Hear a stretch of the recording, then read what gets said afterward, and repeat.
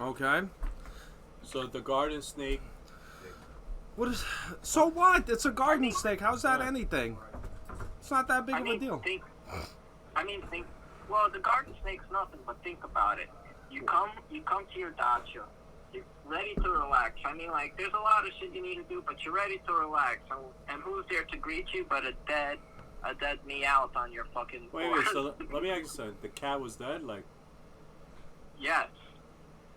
The cat was dead right on his porch. This happens. They got coyotes out there, mountain yeah, lions. but he's what are you saying? The garden snake killed the cat? You want to hear a story about, dude? Hold You up. want to hear a crazy story? That's weird. Garden snake killed a cat like that? Yeah, it could happen. Can't happen? Yeah. I thought garden snakes like are not that big. It could happen. Hold on a second, Zelly. Hold on one second. Hold on, I gotta accept the call. I'm gonna link you. Dre, you're on live with Zelly. 2 gallon Dre. Yeah, I just wanted to call in and say that the last guy you had on the phone there, it sounds like a fucking retard. What a fucking burnout. Anyway, love the show.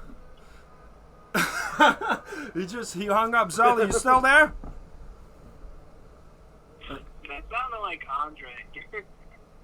He gave you some compliments. Shit, man. Yeah. He's So fucking dead, man. I'm a burnout. Oh wait, I gotta ask this question to Zelly. Please, let me ask this question. I'm sorry to interrupt. Has Danny lost 50 pounds? move in. Honestly, I don't know, because with Danny, he's the type of person that, like, he can be very What's going on? What? No, misleading. Like, when he's standing up, it may not look like he has a gut, but when he sits down, you see a ball. But does he look like he lost shitload of pounds? I heard he lost 50 pounds. I don't think 50, but I think he lost some pounds. Like, Yeah, like- how the fuck you? Well, whatever. Listen, who cares? Rob, I have a question nobody to you. knows about him. Why would somebody gives a shit of how many pounds Yeah. that Danny lost? Nobody If he lost knows. 50 Yeah, but pounds, that's nobody crazy. knows him. Who knows him? Fuck, man. Huh? You're talking about a guy. Did this guy that I once knew lost weight? Who knows him? Nobody knows him here. Nobody knows him. Everybody Listen. forgot about Danny?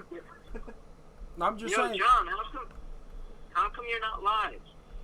I am live. What are you talking about? Go on to Twitch. We nuts?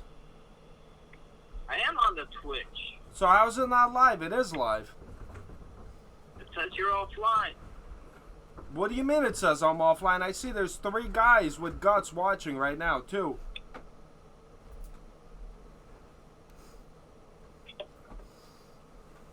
Yo, how did Andre call? Listen, you tell me. Why did Andre call and tell me love the show, but you're telling me we're not live? How's he watching the show then? You're calling me. You're telling me. Andre called me, and he's telling me the last guy, he's a maniac, he's a psycho, but we're not live. Dude, I don't understand. I think it's probably Twitch's problem. Arthur, pull it up on your phone. Andre's calling right now. He's pissed. We got him calling in. Yo, you're on the show. What did I say, dude? Fucking burnout.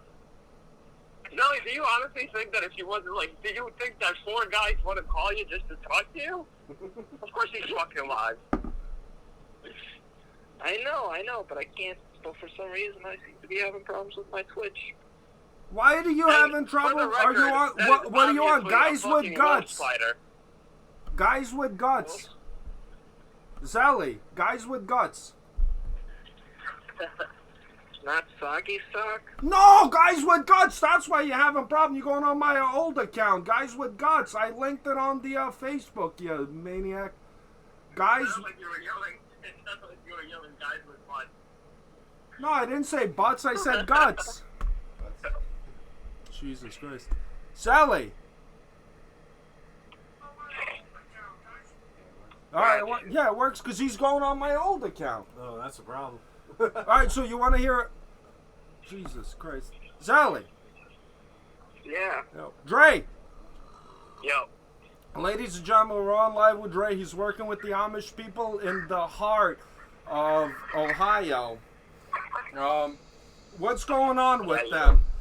Can we trust them? Are these people not trustworthy? If I run into Giannis, do I just avoid them? How can I become friends with them? I don't know, man. These people are fucking weird. I tried to talk to one the other day. They're so fucking antisocial that it's not even funny. Like they look, if you try to talk to them, they look at you like they're scared of you. So it looks like they get beat. And all I said was, "Hey, how's it going, bro?" And he just looked at me with his fucking stupid bowl cut haircut. Yeah. And pretended like he didn't fucking hear me. Andre, do you think it's because that incident of what happened when you were in the car and the guy asked you what time it is? Oh. No, I'm outside right now. I don't know if I can yell that out. Let me see. How do I... Hold on. It's ridiculous. Yo, that's a crazy looking spider. What spider is that? What spider is that? I think it's a Dude, spider. that's the spider you said you had. Dude, why do I have feedback? Please, somebody stop watching the show on their phone. You're killing me. You're killing the show. It's Zelly. Every time Zelly's on the phone, there's always feedback. Zally, turn the show down. Turn the volume down, you freak.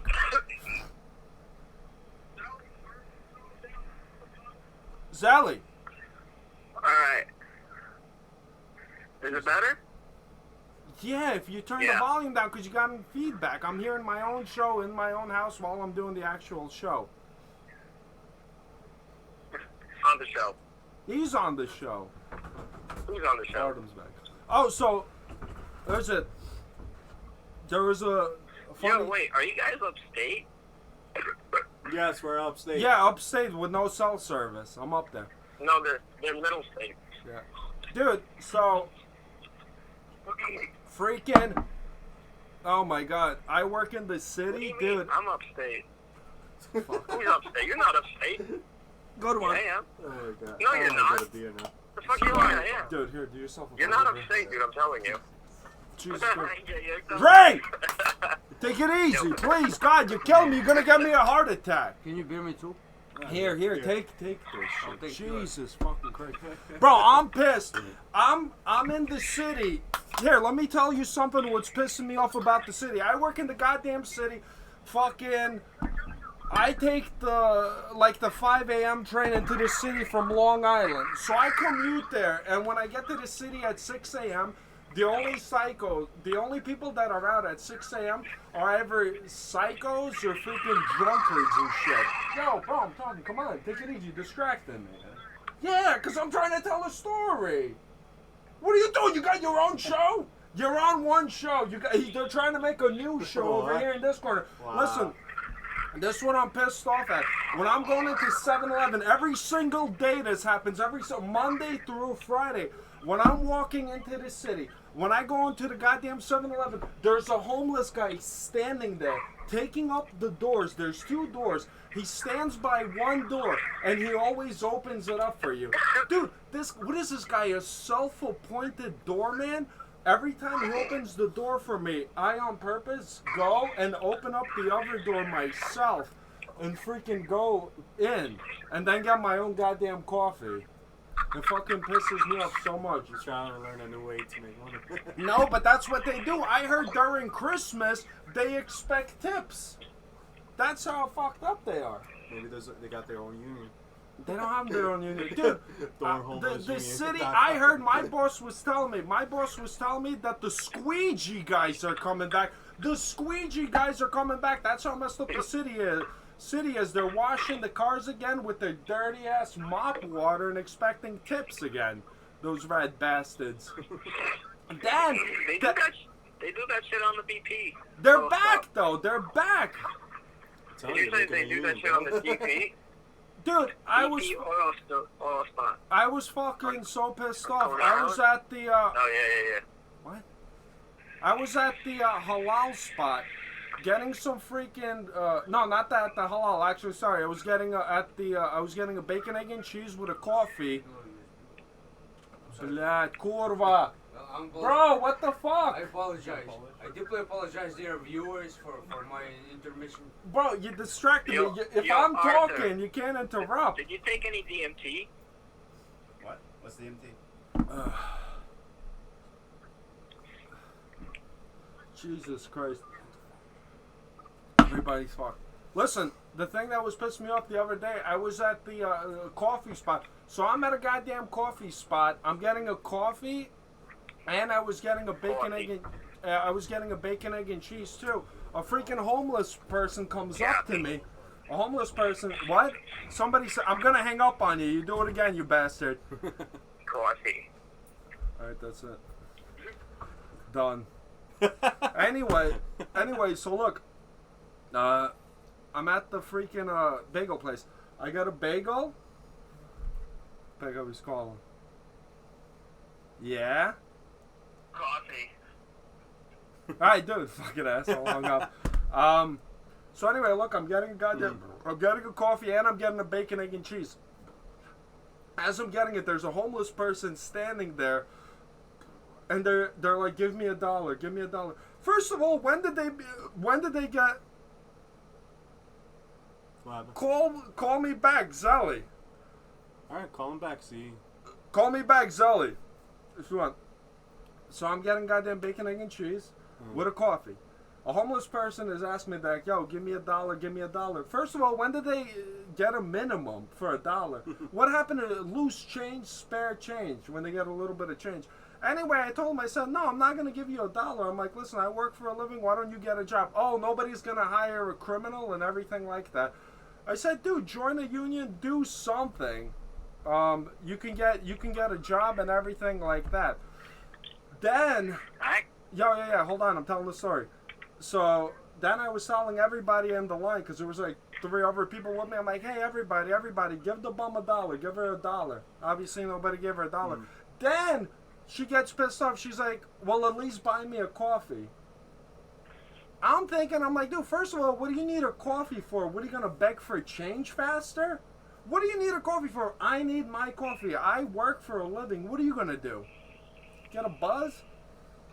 Irish coffee. Dude, the Port Authority over there, it's like New York in the 80s. I've seen the most terrible things I've ever seen in my life.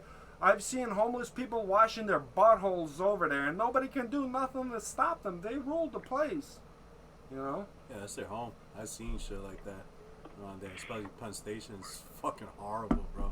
Disgusting to go to the bathroom. Shit. Penn- the generation that's seen shit. You know? Yes, generation that's seen shit. Let's see. Man, our city's going to hell in a handbasket, bro. With fucking rats and stuff like that. It's not the. I think it's not as bad as it was in the 90s. Listen, I remember when I was a little kid growing up in New York. Dude, back in the 90s, I was scared shitless going on 8th Avenue, right by where I work now, right by Port Authority. I was scared shitless because there was a bunch of crazy freaking homeless people. There was gangbangers back then, pimps, prostitutes, everything. Now it's way more calm. It's not as bad, but it's still wild. If you want to take a look of what New York looked like back in the day, do yourself a favor. Take a trip, take a vacation, freaking down to Port Authority. You know, dude. The other Dude, day, the 80s were even crazier, from what I hear. The other day, I was in freaking Times Square. I noticed as I'm walking down the street, I saw Mickey's back, and I said to myself, "Uh-oh, Mickey's back," because they put on the Disney outfits like Mickey, Pluto, everything. And I knew Mickey was back. Why was I scared? Because Mickey was back? Because Mickey's a dirty Puerto Rican with neck tattoos who did 5 years in jail. And he puts on the outfit. He puts on the outfit, Mickey, and he charges everybody $5 to $10 to take a picture. But he comes up to you like he's all friendly and everything. And then when he gets the picture, he hustles you, for $5-10. And then he picks your pocket afterwards. Nah, they don't pick your pockets anymore. Maybe back in the day, but the people are still hustling. You know what I mean? The seedy guys are still out there. The ones that are smiling, they find like a friendly tourist. They have their hands out. Listen, when I'm walking down freaking Times Square or anything like that during my lunch break, my hands are in my pockets and nothing's moving. I'm keeping my eyes straight ahead. I'm walking. I'm not talking to nobody. I'm not doing nothing. I just mind my business. I walk past. If you have your hands out, that's it. They're gonna take advantage of you. They're gonna take your dollars out of you. Rob, you ever had experience? You ever got hustled by any of these guys? You ever got caught? What? Fucking homeless people? No, not homeless people, like hustlers, homeless people, anything like that. Yeah, I mean, I get, if you live in New York, you get hustled once in a while. You get caught. You get caught, you know, that's how you learn. Yeah. Yeah. You know? Yeah. I can't think right off my head, but like, what the fuck? For example, here's one example. Oh, I got one example. I got one hustle. He wasn't a bum. Okay. It was I was out in the city with a friend of mine. Yeah. This is when I'm like early 20s or something. Early 20s, so Yeah. you're a sucker in the making Yeah. already. The kid's Yeah. gonna get caught. You're going up against a bum who has 40 years of hustling experience. Every day the bum wakes up, he's hustling while you're sleeping. You're living in Disney World. Your mama, your daddy, they're taking care of you. They're making your breakfast. The bum's waking up earlier than us. Some of them, they're up at 4 a.m. Maybe because they're smoking crack, but whatever. This guy, he wasn't a bum. You know, I was jumping in a cab and everything. Then he goes, "Hey, can I ride with you guys?" And I was like, "This, what?" He really wanted to ride with us. I just noticed that there was a group of people looking for him. And I was like, he was like, "This, I'll pay you $100 if you let me ride with you."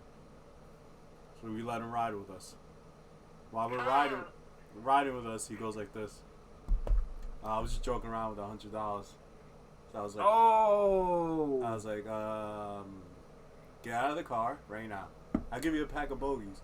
Just take me to there. All right, give me the pack of bogeys. Hold on. This is, how long ago was this? I'm like 21. 21. How much was a pack of bogeys back then? If you don't know, if you're not from New York City has one of the most expensive pack of bogeys, cigarettes, probably in all of America, almost in the world probably. Yeah. I know Australia has like $25. Dude, Australia. Hawaii got us beat. I'm pulling it up right now. Let me see. Most expensive. Let's see by state. Let me see. I think New York has to be up there. It's definitely up there, but like Hawaii got it beat for sure. You think so? I'm looking right now. Let's see. Because All right, I have the whole baby, list. Not New York. Look. I don't see any other. Everybody else super cheap. Look. Illinois actually has $11.50. This might be an old post though. I don't know. This is from 2019. So the low price is $12.85. But listen, if you're in Manhattan, they're gonna hustle you for $16, anything like yeah, that. Definitely. You're paying $16. So, but back then it was like, let's say, $8. So that's $8, nothing. yeah. So he got you. So yeah, he gave me a pack of bogeys, and He then, took a loss. you know, he got out of the cab. He's like, "Later, man." Da da da. I'm like, "Yeah, later." Yeah. And then I noticed, like in the background, there's still people looking for him. There was what? I think he was running away from trouble at that time. Yeah, I It's would have kicked troublesome. his ass out the car and been like, "Yo, he's over here." Sally, you said you would have kicked his ass out of the car physically. Can you Yeah, I would've state kicked him your out of the car. Can you state your physical attributes as you say that you're? What's your height? 5'7", 5'8", 5'7", 5'8", and how much do you weigh? like 140. 140 pounds at 5'7". No, but you Rob, weigh how 160. big? He was way. Rob, how big was the man in question? He wasn't a big. He was like maybe a little taller than me, but he was very thin. Okay. You know. Do you think Zelly would have a chance physically taking this guy and kicking him out? Not sure. I mean, I guess if he. I mean, you can't really like fucking physically take him out. You have to get out of the cab, then grab him, throw him out. The only way you could do is just push him out the car. Yeah. And the cab driver stopped. So, I mean, at that point, why would you do that? You just gotta tell the motherfucker, get the fuck out of the car. And that's what me and my boy did. And after he gets out, you scream out to the boys, yo, he's over here. He's over here. What boys? What boys? You're living in a Hollywood movie. You're in a cab. You're driving somewhere. You don't even know. You're all right. I'm coming back from Manhattan. I just crossed the Brooklyn Bridge. I'm in Atlantic. I'm in Atlantic City. What the hell? I'm by Atlantic Avenue. Let's say. The guy gets out of the cab. My boys are gonna get you. What boys? You got no boys over there. Nah, Artem's back. I'm sorry.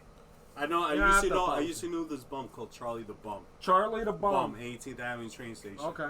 The guy was a character. I mean, the guy was an ex-boxer, and I couldn't believe this. An ex-professional boxer. Back, I don't know, fucking 1970s, whatever. I guess he wasn't that good. He got hooked on heroin, and Classic bum. Yeah, he became Charlie the Bum. He would be laughing like this. Like that, like a maniac, just for no reason. Okay. And the guy would constantly ask me for cigarettes, constantly ask for $1. Classic bum. Yeah, I'll be hey, you know what? It was a neighborhood bum. I was like this. I'll be like this. Charlie. And he'd be like, hey. And come to you find out. You supported him? Yeah, I gave him $1 here and there. I got him beers. Oh my god. Never support. Never support. I'm gonna use the bathroom. I'll be right back. Never support your local bum. You know what? He wasn't such a bad guy, you know? He just became a bad junkie. Is this live? Yes, this is live, Arthur. Sit down, you know? So we were just talking about bums that we knew. I don't know if you ever knew this guy since you lived close to 18 that Charlie the Bum? No. Oh no. He was an ex-boxer. He just became I don't know, a bum out of nowhere. Good guy, you know? He's probably dead now. Who knows? Oh no, he's dead. Only Charlie knows. Wow, I can't believe having a beer after what, 2 weeks? Well, you didn't drink for 2 weeks? Yeah. How it feels to be sober for 2 weeks? Probably get buzzed quick. Huh? Yeah, I guess so. Who's that person talking? Who's on the phone? Hold on. Seems like every show you guys talk about bums. Oh, did we talk about bums last time? I don't remember. Nah, I don't think so. My wife, not she's when I was working around. with a bum. She's working. Well, the thing is, you gotta understand, like, Jones is working right in Times Square or whatever. There are a lot of bums there. Fucking Penn Station, whatever. So you see that, you just tend to talk about it, you know? But I don't remember the last show we talked about bums. But you know what? Bums are, I guess, interesting characters, you know? We try and wonder, like, how they got there, you know?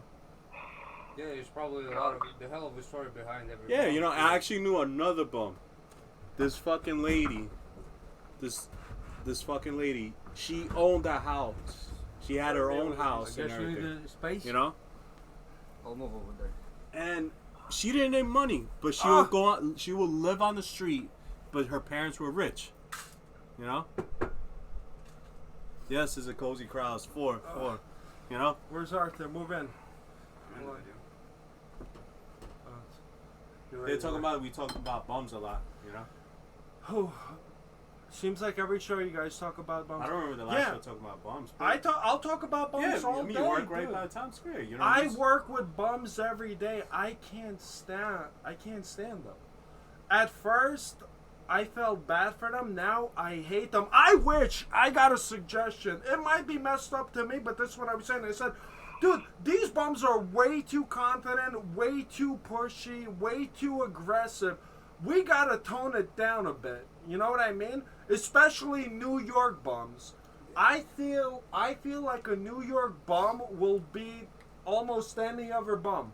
Maybe in Alaska. That's the New York Islanders he's talking about.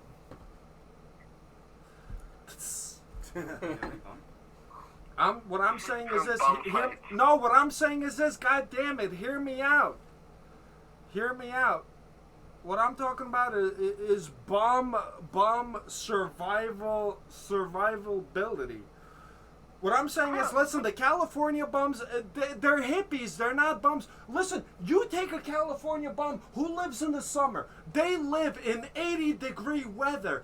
What's their struggle? They're picking peaches and bananas off of trees. You take that bum, you put him in a New England winter. Watch if he survives. I guarantee you he probably won't last this season. This bum will have nothing. The most hardcore bum I could imagine would probably be an Alaskan bum or some Siberian Russian bum. And Artem's from fucking Siberia. Artem, have you ever seen a bum? There's probably no bums in Siberia. You wouldn't survive as a bum out there. I saw a lot of bums, but they survive in there just during the summertime. The next season, I don't see They all them. die.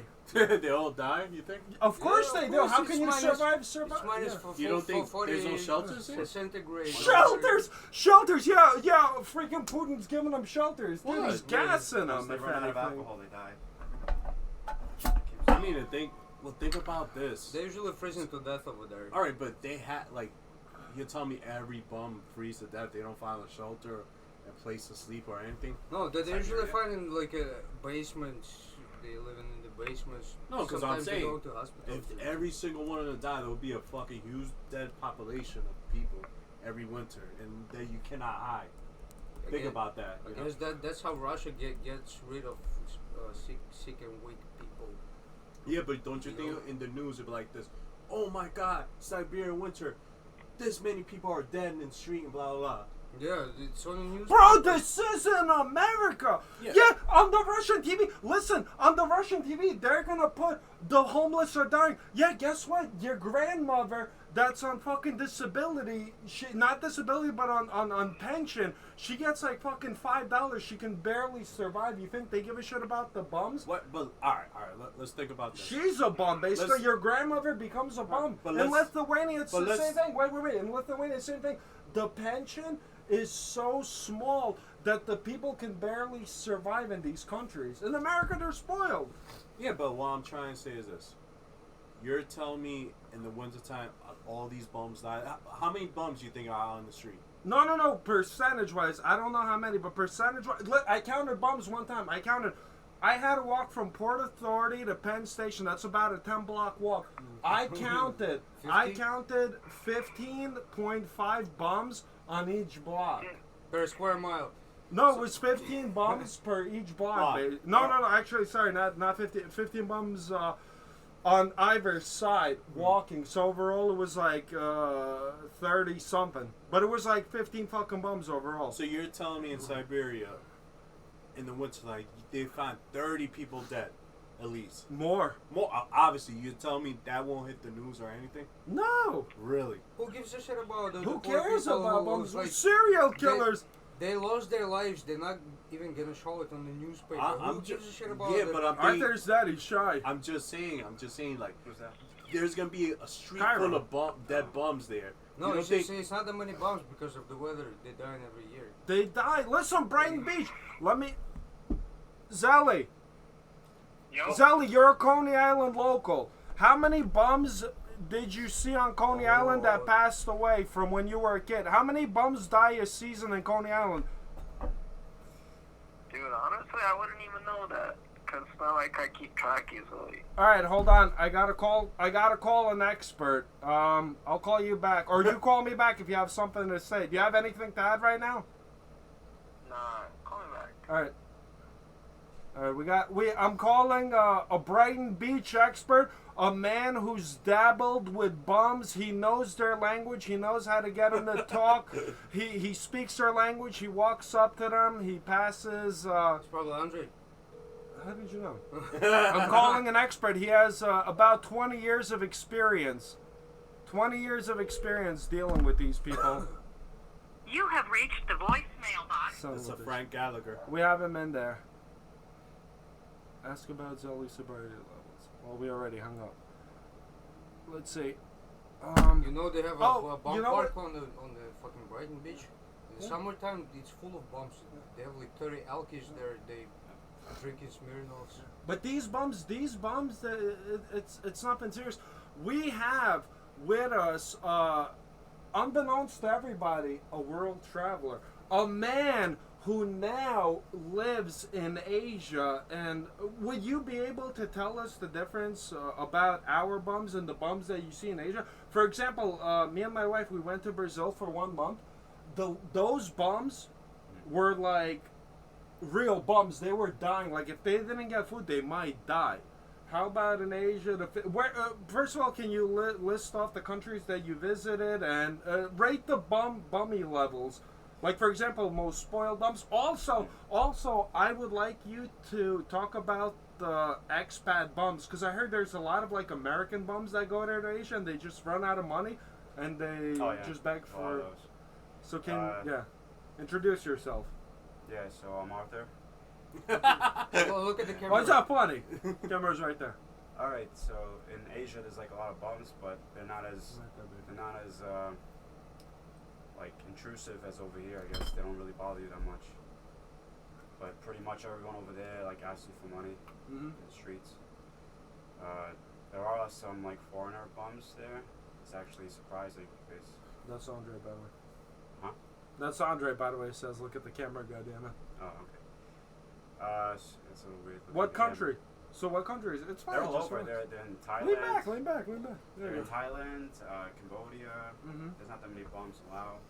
They have bums in the Philippines, a lot of those, because a lot of them are addicted to drugs, which is like a huge problem over there. What kind of drugs are they into? The most common one right now is methamphetamine. So that's like it's really hard to control over there because like Philippines is like an island. Like they have a lot of islands there, so it's really easy to drug traffic there. They have Asian Walter White over there. Not only that, in the Philippines, isn't the president a little off top? Isn't the president like killing people or some shit if they would? Oh yeah, He if said. you're a dealer, a drug dealer, like the cops are allowed to kill you on the spot, like for no reason, just because. But you haven't seen anything like. How long No. have you lived there? In the I haven't- Philippines. Philippines in total, maybe like a half a year. Have you seen like dead bodies on the street? Anything fucking? No, it's not that bad. Like, I mean, you hear stories in the news, but like I've seen people get busted for drugs. They don't really kill them, but I guess it depends. Like, if you have guns on you, if they have guns or something like that, how aggressive they are. Yeah. Other than that, like, like there are a lot more bumps over there. I guess like drugs have a big part of it. So. But they're less intrusive. They're more just struggling homeless, and they keep to themselves. They're not there begging you for help. Tell them about the cop that pulled you over. Wait, can I ask you a question? Yeah. So these bums, they're most likely addicted to crystal meth, A lot of them are, yeah. not heroin. Windows Heroin's not shut that down, common so- there. Well, Meth is pretty cheap. for well, them. yeah, but the thing is, because crystal meth Oh, people, time. they're hyper and whatever. So John, those people, what are they texting to us? they. What does that mean? Windows shut down sound. I haven't came across any people on heroin. What does that mean? No, 'cause Windows I shut would down think- sound. I would think. Windows shut down and stuff. Wait, hold on. Just continue. Hold on. Well, If you're gonna I- have the conversation, just bring it up to everybody so we can hear it. Rob No, asked me about heroin. because the thing is, I would think, Heroin? yeah, I would think heroin addicts will be like more down. They won't beg for money. I mean, they will beg for money, but they'll be down. it's just- But crystal meth, they're up. They're like this. I would think they'll be up like I mean, like some bums, of like give me money, or there'll be more robberies and more like that. Yeah, some of them do bug you for money, but it's not as prevalent as here. Yeah. I guess because the people are just more like shy or quiet in general over there. Like They Asia- show like that. You Asia. can see them more on Atlantic Avenue. Like, give me money. Let me ask you a question. So because you're a white male in the Philippines, so they know you're Oh, not yeah. local. How do they approach you? They in English, I'm assuming. They know So- you don't speak. Russian. I don't know. Anywhere, their language. Pretty much anywhere in Asia besides like the top tier ones like Japan and Right, Korea. right. Japan, super. If Korea. you're a Yeah. foreigner, you stand out, and they automatically assume you have a lot of money. Yeah. So they're gonna come up to you and ask you for money all the time. Yeah. Like it's not just bums; it's just regular people too. Regular people and hustling, right? I heard Yeah. like taxis, restaurants. You, how do you get around getting hustled? Oh, You, yeah.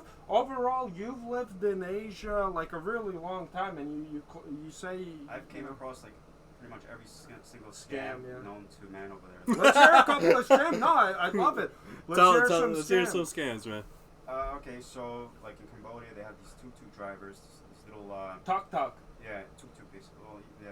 Tuk tuk drivers. What's a tuk tuk? A tuk tuk is basically like a ATV with like an ATV, right, or something? It's this with little like cheap motorbike that has like a little van attached to it. Like that could fit like maybe two Two people. persons can sit in the back. Yeah, it depends. Like there's a big one that could fit 4 people. There's a small one. So what is that? That's like a most popular form of It's transportation. the cheapest way to get around. Yeah. Okay. So you pay $1, you could go like 5 miles with that.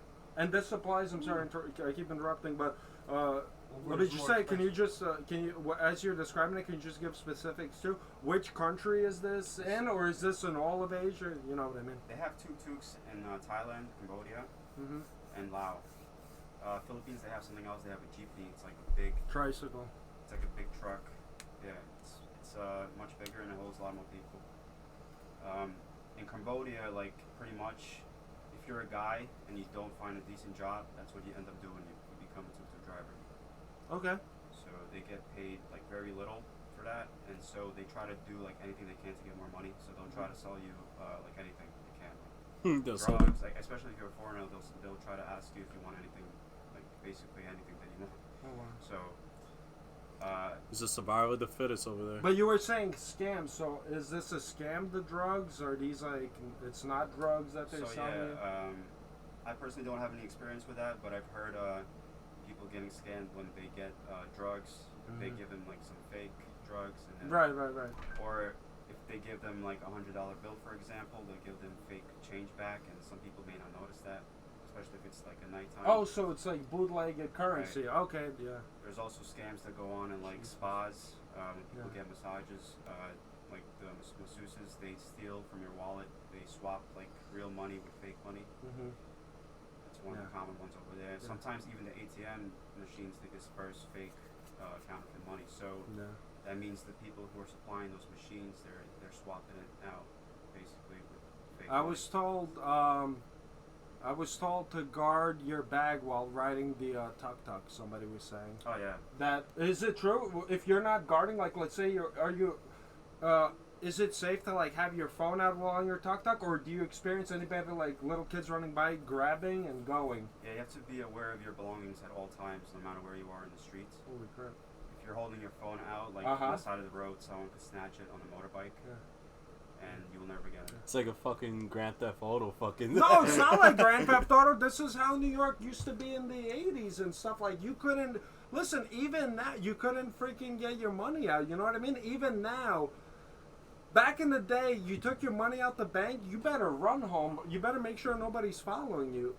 It changed so much. I remember when I was in Brazil, like I said, the level of homelessness and poorness, we forgot. We forgot how poor New York was and how dangerous it was. Yeah, but in Brazil they have a lot of like gangsters. They can jump you for money. And the cops are corrupt too. They also have fake police officers in Brazil. In Asia, it's a different story. I don't know. How is it in Asia? Is there a lot of criminals there? Violence isn't such a big problem there. It's more about like robbery. So like usually they'll just rob you. They won't like stab you or something. But I heard of stories of that happening, but it's not so common. It's probably definitely more common than in South America. So they have no gun control there. Like over there, people don't really have weapons. See that? Maybe a knife or something like that. I think So I have a story about the Brazil. You do? Yeah, the one guy. Your friend, the Brazilian. No, not my friend. Like the Come into the camera. We can't see you, by the way. Like one American dude. He went to Brazil for like some carnival or some shit. Like that. The carnival. Yeah. So he went to a local bar. He started hooking up with some local chick, and she said like, "Let's go to your place. Let's have some fun together." And she puts like. I heard that. Yeah. He wakes up in the bathtub full of ice with no fucking kidney or So she roofed him. She put some. She roofied him, and then the guys came in. They broke in. They saw like his liver or something. Let me ask you a question. They got his fucking kidney out. This is a very common joke that everybody talks about, but it would be interesting to ask somebody who... Overall, how long have you lived in Asia now? About 1.5 years total. Different countries. Everywhere, travel out. Let me ask you a question. When, let's say, you know what I mean? A lot of people, they go to Asia and they partake in, like, let's say, prostitution and everything like that. Everybody's heard about the joke of the lady boy and everything like that. How common is this? Is it actually like such a common thing? And is it frowned upon? Like, for example, I feel like back in the 90s and everything, people were so against like transsexuals and they were getting assaulted, but it seems like over there it's like a cultural thing. The ladyboys were, I was looking at a documentary, they said that literally if you have two boys, if a woman gives birth to two boys, one of those boys, they will raise them as Jesus. It's like he's on the witness stand being cross-examined. What do you want from me? I'm just asking questions. You ask the questions. What do you want? What you want me to do? You ask him questions. So, how is it like with the ladyboys and stuff? Can you tell, or do you have the eye where you're like, that's a dude, that's a dude, that's a dude, and how is the whole thing over there? Ladyboys are very accepted over there. It's like it's definitely part of their culture. Like if you would walk around, you would see ladyboy shows all the time. Ladyboy show? What the hell is a ladyboy show? The ladyboys, they like. He went to the show. Wait, what's a whoa? A ladyboy show? Wait a second. Wait, hold on a second. Wait, pause it up. Time out. What's a ladyboy show? Ladyboy show, they go on stage and they dance, or they sing, or they compete for like who's the most beautiful ladyboy And out of like the whole neighborhood or something like that. sorry, hold on. And the question everybody's thinking, it's a beauty show. Yeah. Is the package exposed or is no. it tucked? No, it's all like Tuck? it's like kids would go there too, so it's all like normal. Yeah, everything's covered. Oh, okay. It's like So you've been even to one. families go there. It's like, I mean, Why would you go there? Wait, has he been? He hasn't answered I've yet. been to one. Yeah, like some Yeah. people took me there. Obviously, I mean, thing is, he's There's one in Thailand talking that's about very it. famous. They do it like it's for tourists too. We It's hung a big up on show. him. It's like a Broadway show over there. Oh, so it's okay. So it's In like a Thailand, yeah. popular Broadway show. Yeah. Yeah. It's just like a part of their culture. It's different. It's called, like the same thing with the. Alcatraz. You could look it up, and they have like ladyboys there, and It's like when you go into Manhattan, you Hold gotta on. see a Lion King going Yeah. and stomp right. You gotta go yeah, that's what over they there have in and see a Thailand ladybug. instead. Hold on. Let's see how good he. What the hell is this? Let's see. All right, here. It's a lot harder on photos because Wait. you can't really get. The I can't full even pull it experience. up. Yeah. I was gonna try to quiz him, see how good he is. It's really hard online because they Photoshop the photos, Yeah. and Right. you also need a sense of the way they talk and just the way to look in 3D, like all over the face. But I'm pretty good at detecting that. Somebody was asking about ping pong show. What the hell is that? It's first of all, it's a big scam. I haven't been to because I heard it's a scam. It's like, Ping pong show scam. Yeah. But basically, you pay a lot of money, you get a beer, you go inside the bar, and some old ladies like shoot like ping pong balls out of their cunts. So Why? into like cups. Why? I don't know. It's just a tourist attraction for money. Everything's money over there. You told me you've been back for how long? You've been back right now in America for a few months, and you keep telling me you're like, God, I can't wait. I can't wait to go back to Asia. What are the differences that you hate living in America and going to Asia, for example? Besides, obviously, the money thing, which you told me that, for example, the dollar goes such a far way, right? Thank you. Well, the weather is all year round. It's warm, so you can just wear like the same type. You don't have to buy jackets. Yeah. Just have one wardrobe. You definitely get a lot for your money. So if you work in America. Hold on, somebody's saying you're claiming to have never been to a ping pong show. I'm not buying it. Yeah, I haven't been to a ping pong show because. I mean, you admitted you went to the fucking I've ladyboy been show. to go-go bars, like regular bars with Why would you girls. lie about the other one? There's always people standing outside giving you flyers, and like just from the way they behave, like the way they give you the flyers. You could see it's a scam. I could see it's a scam right Nice. away. Yeah, they're so aggressive and annoying. Yeah. I just resisted to go. It's like the same thing, like I said on the Times Square. I can spot a scammer from a distance, but that's in New York, you know what I mean? But I feel like a lot of them are like pretty much the same. They go in your face with the paper. They're like ping pong show, like Yeah. lady, beautiful lady, Yeah. pussy. But they don't have that that mentality of like, for example, I'm used to a New York mentality. A New Yorker, if you're too aggressive, they'll tell you straight up, listen, get the fuck away from me. And we're known for that. We're known as New Yorkers. If you're gonna bust my balls, dude, we're gonna fucking fight or something. We're not gonna take it. Hold on, let me see. Somebody wrote, in India, you have some communities of transgender folk too. They are often working in the entertainment industry, sexual and non-sexual entertainment, that is. Have you gone to India? You said you wanted to go to India as well, yeah, right? it was on my list. I haven't gone there. I heard it's really dirty. Maybe one day check it out. Same thing. I wanted to go. I want to the like same thing. go to Bollywood. Oh, Check- Bollywood? yeah, Yeah, it's like Indian Hollywood. yeah. It's like Hollywood. Yeah, My no, just number check it one out, you know. country what I want to visit when I get my papers done is Cuba.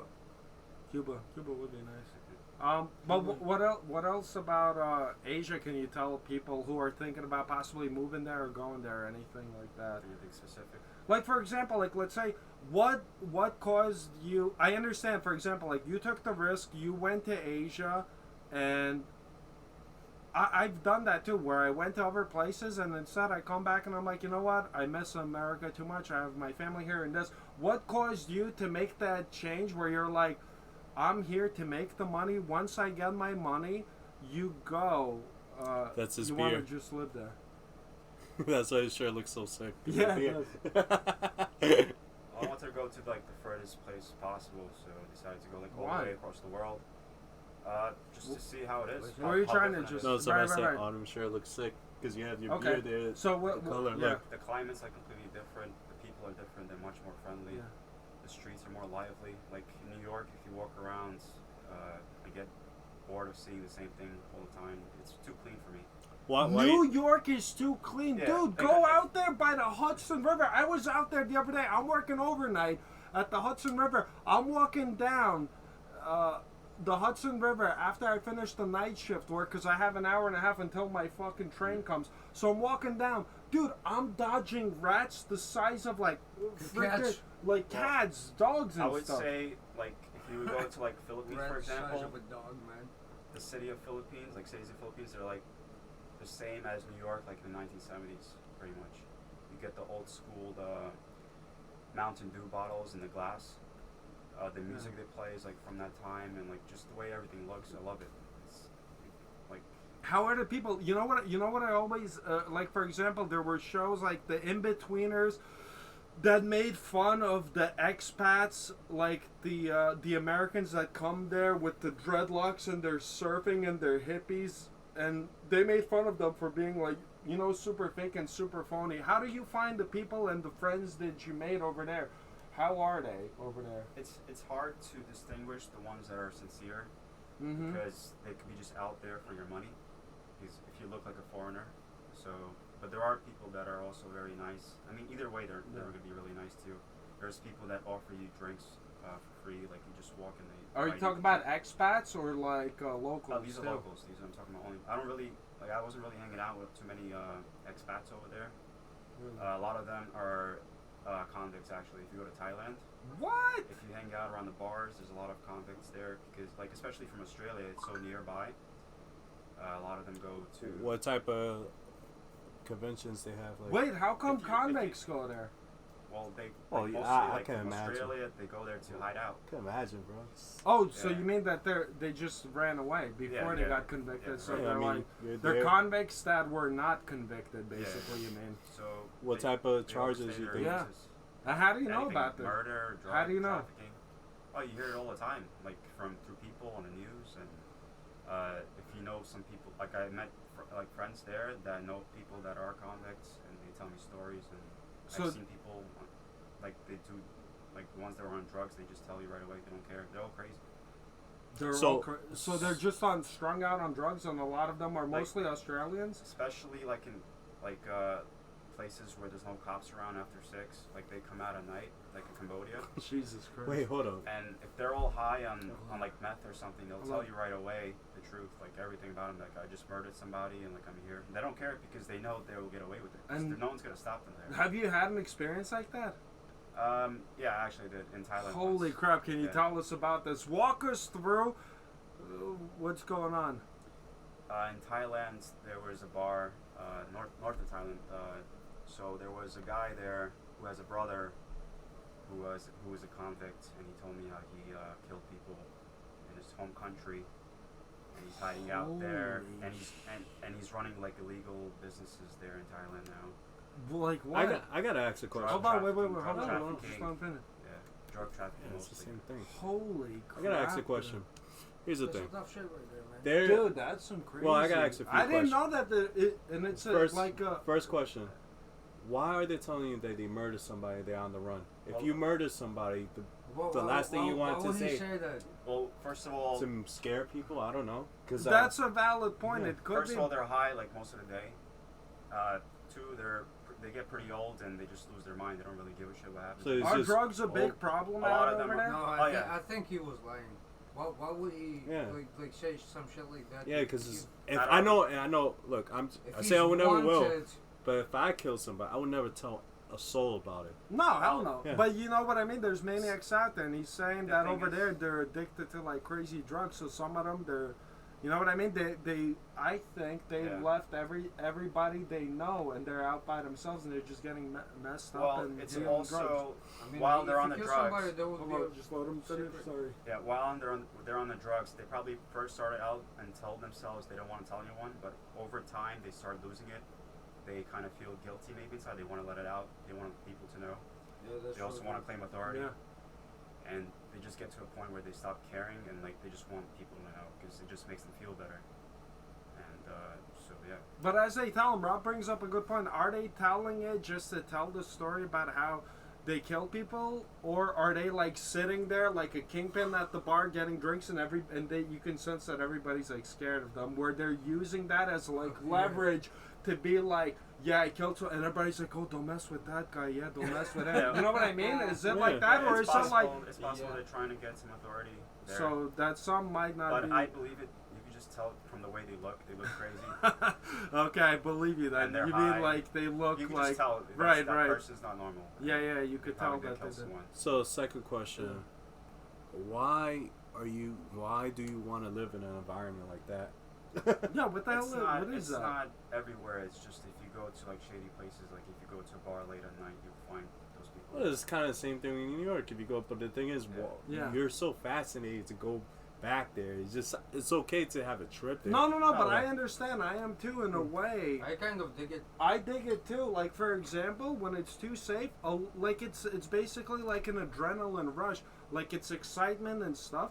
But Arthur says it's too clean. Listen, I could take you to New York places you never want to go in your life. We might not survive. I wouldn't go there. But there's places like that out here. Trust me. But what are you looking for? And he has But some it balls, is he has excitement. some balls to do that too. Yeah, but Yeah. what? Why you laugh? Like I'm asking real You're quick. What are making it you seem looking like for? when you go to Asia, that's the only thing you see. That's not the only thing. No, that's- but no. We're not saying that that's the only thing you see. We were asking you, what is it about Asia that you love it compared to New York, specifically New York, not America? And you said New York is too clean. I don't think New York is that clean. I feel, yes, it cleaned up from what it was in the 90s, but you're What I mean is- telling us what you Yeah. like is the grittiness, the taxi driver. You love that Robert De Niro, the taxi driver. You're driving, you don't know if you might die tonight. There's a dude smoking meth in the back, and he's telling you how bad he killed Yeah, somebody. there's and more it's flavor. exciting. There's more going on. It's more exciting. The people are doing things. Like over Yeah. here, everyone's inside the house all day. You don't see people outside drinking and screaming and doing like. You're just hanging doing out at the different wrong activities. places. There are people like that. I If thought you go- that we yeah. just all There do are not talk people. about drugs. It's more common, I guess. There's people on drugs. Oh yeah, they are. It's more common. Like you can be anywhere. Like here, you would have to go out to like a particular like really bad neighborhood or something like that. But over there, you don't have to go to a bad neighborhood. You could be in a Yeah. good neighborhood. People are outside. They're not gonna threaten you or anything. They're friendly, but it's still more lively. For example, I remember when I went to Brazil, me and my wife, we went to Brazil, right? When we went there, as soon as we land, there were like young guys with machine guns everywhere, dressed in military gear, right? With Rob, Uzis? pass me a beer? Yeah, with with like AR-15s or whatever everywhere, right? And as soon as we landed, we're like, what the hell is going on? And there were new barricades built on the highway to basically hide the view of the projects. But it's not the projects like we think of, like the public housing. It's like beyond, yeah. Yeah. But not only that.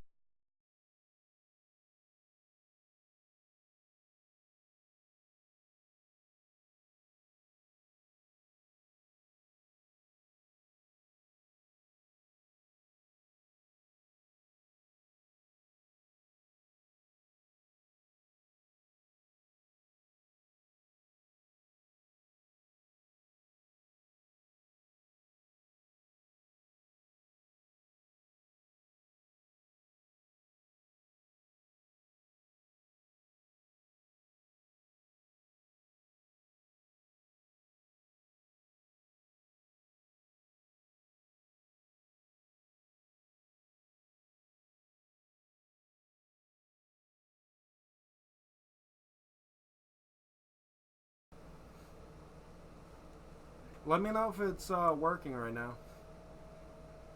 Thanks. Guys, can you comment if it's working? Okay, it's good. So anyway, we land in Brazil, and when we get there, there's a bunch of guys over there with machine guns and everything out there. And they're telling us, they're like, oh, these guys are out here because of terrorist threats. Not working for me. Refresh it. Refresh it. Oh, she can't hear me. Let me see. That was funny. So, anyway, when we're out there, we see the people on, like I said, with the machine guns and everything, and they're telling, on every single corner, there's a guy with a machine gun and everything. And we were staying in a Copacabana beach, which is super fancy, whatever. So, as soon as we turned off of the main street, when we would walk around, dude, it was like, let's see. I did a refresh and it worked for me. Okay, it works. Nice. Okay, it's working. So I remember when me and my wife were walking around, if we would turn off of the main street, it would be like the most shadiest place I've ever seen in my life. Like, these people were looking at us like they wanted to, like, rob us, like, straight up. So you were in the real ghetto. Like in the real ghetto. No, that's the real but ghetto. It was no, but it was mixed. The crazy thing is it was mixed because I'm in the heart of the city, and one block to your left, you got a guy waiting with a shank. He'll kill you. He's waiting to kill you. I remember I was walking on Copacabana Beach. Back then, Pokemon Go was popular. So I'm walking around, I'm playing. I'm a big guy. I'm like 6'3", 240, 250. I'm a big dude. How much you weigh at that time? 250? 250, probably, something like that. So anyway, I'm a pretty big dude. So I'm walking around on Copacabana Beach. I have my phone out. I'm playing, and they can tell. You know what I mean? I'm blonde hair, so they can tell I'm not from there. And these Brazilians come up to me, and they're super. Artem's gonna go smoke a cigarette. Cigarette break. I might join you in a bit. So, go ahead, go. I want to hear this. Oh, okay. So anyway, yeah. So I'm walking there, and these Brazilian people, I remember they chased me down as I'm on my phone. It was a guy and a girl. They chased me down, and they're trying to speak English. It's like, excuse me. I'm like, yeah. They're like, please, your phone, put it away. And I'm like laughing. I'm playing the Pokemon Go game, and I'm just walking down the Copacabana Beach, super popular. I'm like, why? They're like, no. They will steal. Please, don't. And I was like, what the hell? I'm like, all right, whatever. I pretended like I put it away, and then I went to a bar and I got myself like a coconut with a little bit of like vodka and stuff, and I'm chilling. And I take out my phone, and I see them. They're sitting at the same bar as me, watching me. The hell? Now I'm getting pissed because now I'm looking at them. I'm like, before they told me to watch my phone, but now they're looking at me. I'm like, what the hell? I'm like, what are they? They're gonna try to like rob me? I'm like, dude, I'm ready to like fight. But they were like smiling at me. I think they were just like nervous for me because they were just telling me, they were just like, please, don't. They rob you with a smile over there. Yeah, I remember there was homeless dogs out there, dude. It was insane. When we were going to a lot of the Olympic Games, the streets smelled like shit, pure shit. You know why? Because they had no plumbing. Raw sewage ran into the ocean from the fucking buildings. And the buildings, the homes that they lived in, these people, they're called the favelas. They were made out of like anything, brick, wood, anything you can find, plastic. Like we have, you can't imagine. Type in favela here. So you basically shit in the ocean, right? And fucking actually, 10 miles. Who's better than this? Let's see. 10 miles of the we didn't go. We didn't go beach swim. With the tourists.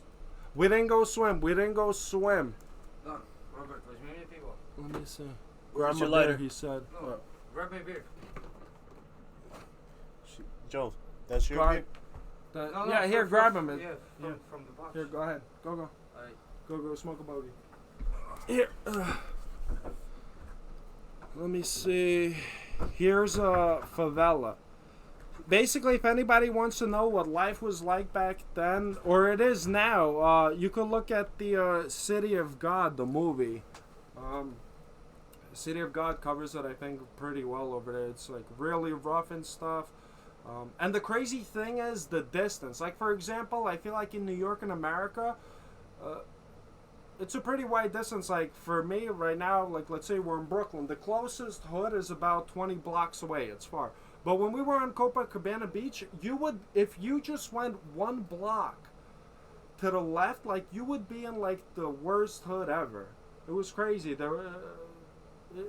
was basically like rich people and the poorest of the poor people living side by side. All the taxis had tinted windows and stuff because they said they're scared of people robbing them because there was a lot of motorcycle robberies. That's the way they do it because it's old school. Brazil is an old place, so the streets are narrow, so the cars aren't as big. So there's a lot of motorcycles over there. So the motorcycle drives by. If you don't have tinted windows, they break the window, they point the gun, they rob you. If you don't give them the money, they're gonna shoot you because the cops don't care. It's not civilized like here, and people don't understand that. How about in Asia over there? Did you have any like crazy experience like that? Not to me personally, but it sounds similar. They in Philippines especially, they also have tinted windows. Yeah.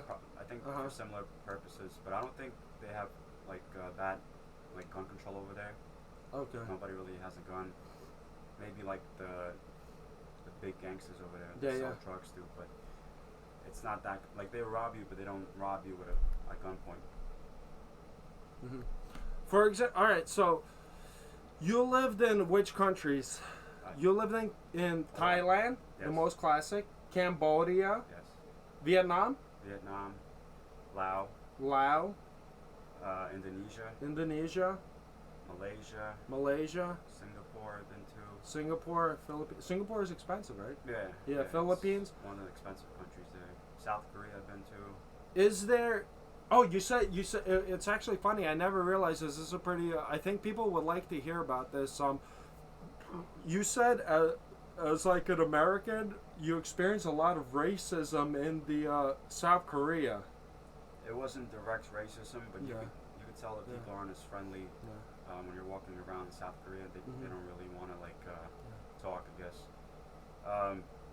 But like in every other country, in all the poorer countries, they're all friendly and they strike up conversations. You were saying something about that because we have more hair than them or something, that they basically view us as like less or something like that. It was something like weird like that where right?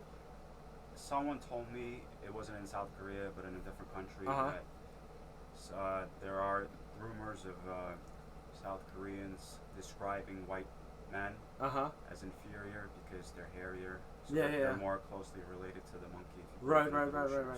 That's just something I heard. And also Japanese people, they don't allow foreigners into certain establishments unless you're Japanese. They won't let you in. If they don't want to sit next to you because they're not comfortable, they would say something like they're shy, but it's not really that they're shy. It's not that they're shy, that they just don't like you.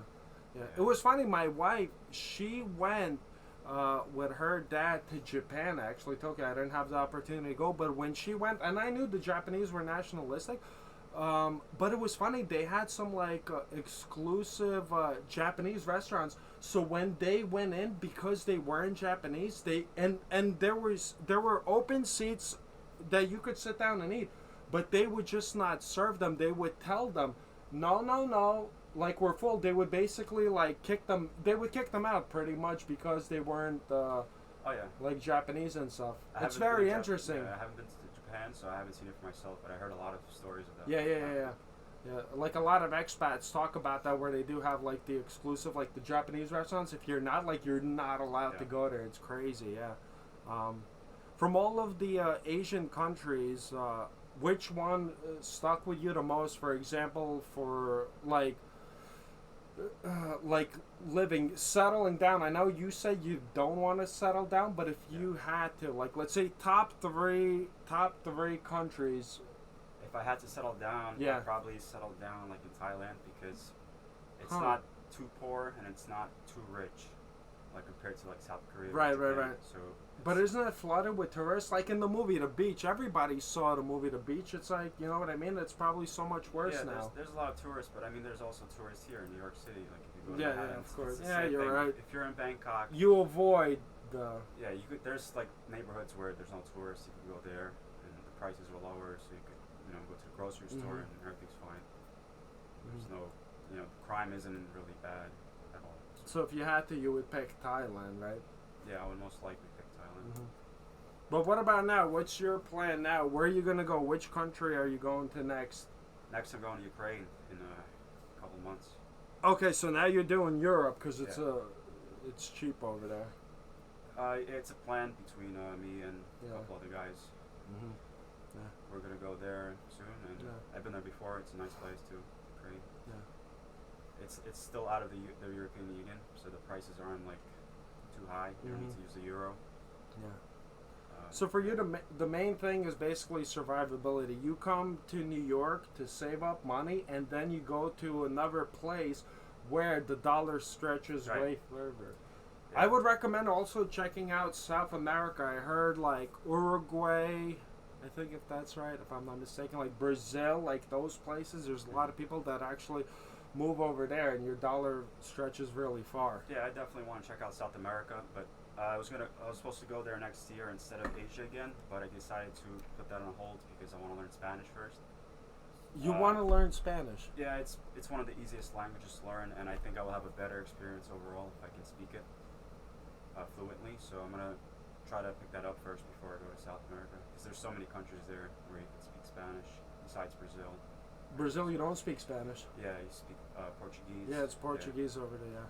How did you find communicating in Asia? For example, that's interesting because say you're mentioning going to Spanish speaking countries and wanting to learn Spanish before you go there, but I feel like the Spanish speaking countries, think about it, it's a European language. They're way closer to English than they are to an Asian language, but you're still willing to live in Asia even though you know what I mean? You can't I would speak just their feel language. more comfortable in South America if I knew the local language, because I would feel safer. I would know what people are saying. Also, Right. I heard some countries, they don't speak English at all. Like, I think Argentina is one of them. Mm-hmm. They don't want to speak English at all there. So if you speak English, they won't really appreciate you being Let me there. see. Sometimes the Japanese try to shield their other customs from inappropriate, rude Western behavior because in their society they kind of get blamed for allowing you in bringing the disturbances of peace upon your neighbor's customs, but it's often simple racism and inferiority complex. I don't think so. In a way, I disagree because I feel like this is just from my own perspective, because I feel like the Japanese culture and tradition, I can understand why they're so angry. Well, not angry, but even the way they're nationalistic, because their culture is very, it's very different from ours. It's very calm. It's very respectful. It's all about honor. It's about respecting one another. And as an American, listen, you get a guy from Brooklyn who's going to come in, he's going to, like, no matter what, he's just, it's like the bourgeoisie back in the day, like, you know what I mean? Europe doesn't have that anymore, but it was basically like, the king and queen of England. It's basically going to the castle. Right now, me and you, we're going to go to the castle, and they're going to give you 6 different types of forks and 6 knives. And they're going to look at you like an animal because you picked it up wrong. But that's what they were brought up. You know what I mean? So, of course, they're going to be angry about that because we're not respecting their cultures and traditions. So, it's not like that. It's not the inferior. You know what I mean? They're just upset because I feel like that's what they grew up with, and you can't blame us. I feel like you can't blame us, obviously, from their point, but also, that they should understand that we are tourists. Well, he's not gonna. Let's see. He's not gonna confirm, and that's reflection on. Some will not rent you flat out. Yeah, I mean, yeah, that's wrong. I mean, America does put a lot of influence out there on other countries. They do. Enforce a lot of things. Maybe that's one of the reasons Japan doesn't want to allow foreigners to do certain things over there. Well, not only that, dude. Think about what happened in the fucking 40s. What America did to Japan. What the fuck? It's like being a Jew it's like being Jewish. You actually, the funny thing is, very interesting. You want to talk about the DNA test? Yeah, it's crazy. You took the 23andMe test and you got 100, right? Tell 'em. Yeah, recently they updated the results, but before it was like it was a mixture, Eastern European and other things. I guess they more generalized it now, and now it says 100% Ashkenazi Jewish. Yeah, you got 100% Ashkenazi Jewish. I'm actually upset about that because it's not really that simple, and it doesn't really tell you exactly what you are. Good point. And there's like a lot of people complaining about that. So, but it's like really complicated, I guess. So they can't tell you for sure. No, but the guy, the Brooklyn guy. Exactly, in your example. Exactly, it's a clash of cultures. It's like, you know what I mean? You can't blame one. I feel like also, as a traveler, if you are a real traveler, it's up to you to look up the culture and what's expected of you in that country. You know what I mean? Do we agree? I feel like a lot of people don't. A lot of people, as an American, you're just like, you pack your shit, and you're like, well, I'm going to America. And then that's why they hate the Americans, because America is very free compared to most of the world, and we have a lot of freedoms. And when we go there, we complain and we're angry. You know what I mean? If you go to another country, there's like tradition, like, dude, if you go there, like, don't be, you know what I mean? Like, if you see, like, you go to Japan, and the guy's bowing to you, like, dude, you know what I mean? Yeah, like, definitely just do your research, especially do the like, research. You don't be, you know. I That's made a mistake actually. There's something that happened in Thailand when I was at a train station, and like they started announcing something, like some kind of speech. I think it was something about the previous king or something. And I looked around, everyone was frozen. Like whatever they were doing, they just completely stopped doing whatever they were doing, and they were just in English though. Still.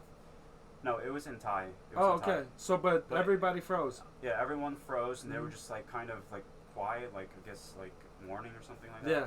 And I was just walking around doing my thing, and I'm like looking around, and everyone's like staring at me like I'm doing something wrong, and I just like stopped moving too, you know, out of respect. Yeah. But there's like certain things you have to know what to do. You can't point your feet at people. Like if you're laying down, you gotta put your feet away. They find that disrespectful. I mean, I could see that being disrespectful, but like it's like really serious over there. I have two great examples of that in Brazil. One was me and my wife. We're in the. We're talking about like traditions that you disrespect that you don't know. By example. Traditions that you a disrespect. lot of good. I have to use the bathroom. You have a Let him know. Familiar with. No. No? Give him an example. Arthur, that's it, Rob. For example, like Talk a little bit. you can't disrespect the king in Thailand. Like for example, like if you're in a different place, you do something and you're unaware of your mistakes. Do you have any examples of that, Rob? I know Middle Eastern and some Chinese culture, men holding hands is a typical thing. A normal thing. Yeah, normal They do thing. that a lot. Europe, no, somewhere I seen that somewhere. Yeah. Middle Eastern people do that, right? Yeah. The thing I don't understand is like when you live in Russia, you have a lot of Georgians and Armenians over there. Like Arthur, for example, if I didn't see you for a while, I not just shaking your hand, I'm giving you a hug. But the Armenians and Azerbaijan people, when they see each other, they just saw each other in the morning. They kissing the chick like They do that in Italy. They kiss each other. Yeah, on the like cheek. I wouldn't say that the Russians Actually, but I don't dig it. Well, I used to work in the Baku Palace in Azerbaijan, a restaurant. So every time when they saw an owner, they like all the waiters, all the boss boys, hey, Uncle Misha, hey, they shaking the hand, they have to kiss him in the cheek. I don't dig it. What's up with that? That reminded me of once I went to my friend's Christmas party. He's Italian, and so there was a lot of Italian people there, and like all the guys, they started shaking my hand and giving me kisses. I'm like, what the hell's going on here? Oh, did they have the thing too? Yeah, yes. The only person I want to kiss is my wife. Like they give me their cheek, and I'm like, I'm supposed to kiss them. Like, it was kind of weird. Kiss them back in the cheek. Yeah, they like give me their cheeks so I could kiss them, and it was like I wasn't used to that, so it was a little awkward. Rob, would you kiss another guy in the cheek? It's tradition, yeah. What if the culture was like you have to do something else? You have to rub someone's dick. Like that's like Nah, out of that- respect. Did you do that, Rob? Instead of shaking hand, shake a dick. Yeah. No, I wouldn't. Yeah, do that's geo tradition. They probably have them in like Africa somewhere. You gotta like. I heard there's a culture in Africa to become a man. John, remember that culture in Watch Africa? out for a second. Jesus. Remember that culture Yeah. in some African country? You have to like do something to become a man. I'm not Yeah, sure. where they cut your skin up on your back. Alligator skin, they call it. Was it that one? No, I heard. Yeah. Someone told me there's a culture in Africa. To become a man, you have to give a blowjob to another. Like a boy has to give a Yeah. blowjob to a man. I think Vice did. I think Vice did a piece on. No. Isn't that What? Jewish culture? No. No, that's something else. I know what you're talking Wait. No, there was another. I think it's a Pacific Islander one. I heard about this. It was on the Joe Rogan podcast with Christopher Ryan. Check it out. Christopher Ryan, Joe Rogan. Christopher Ryan's fucking awesome. He's like this hippie dude. He studies about just super cool dude.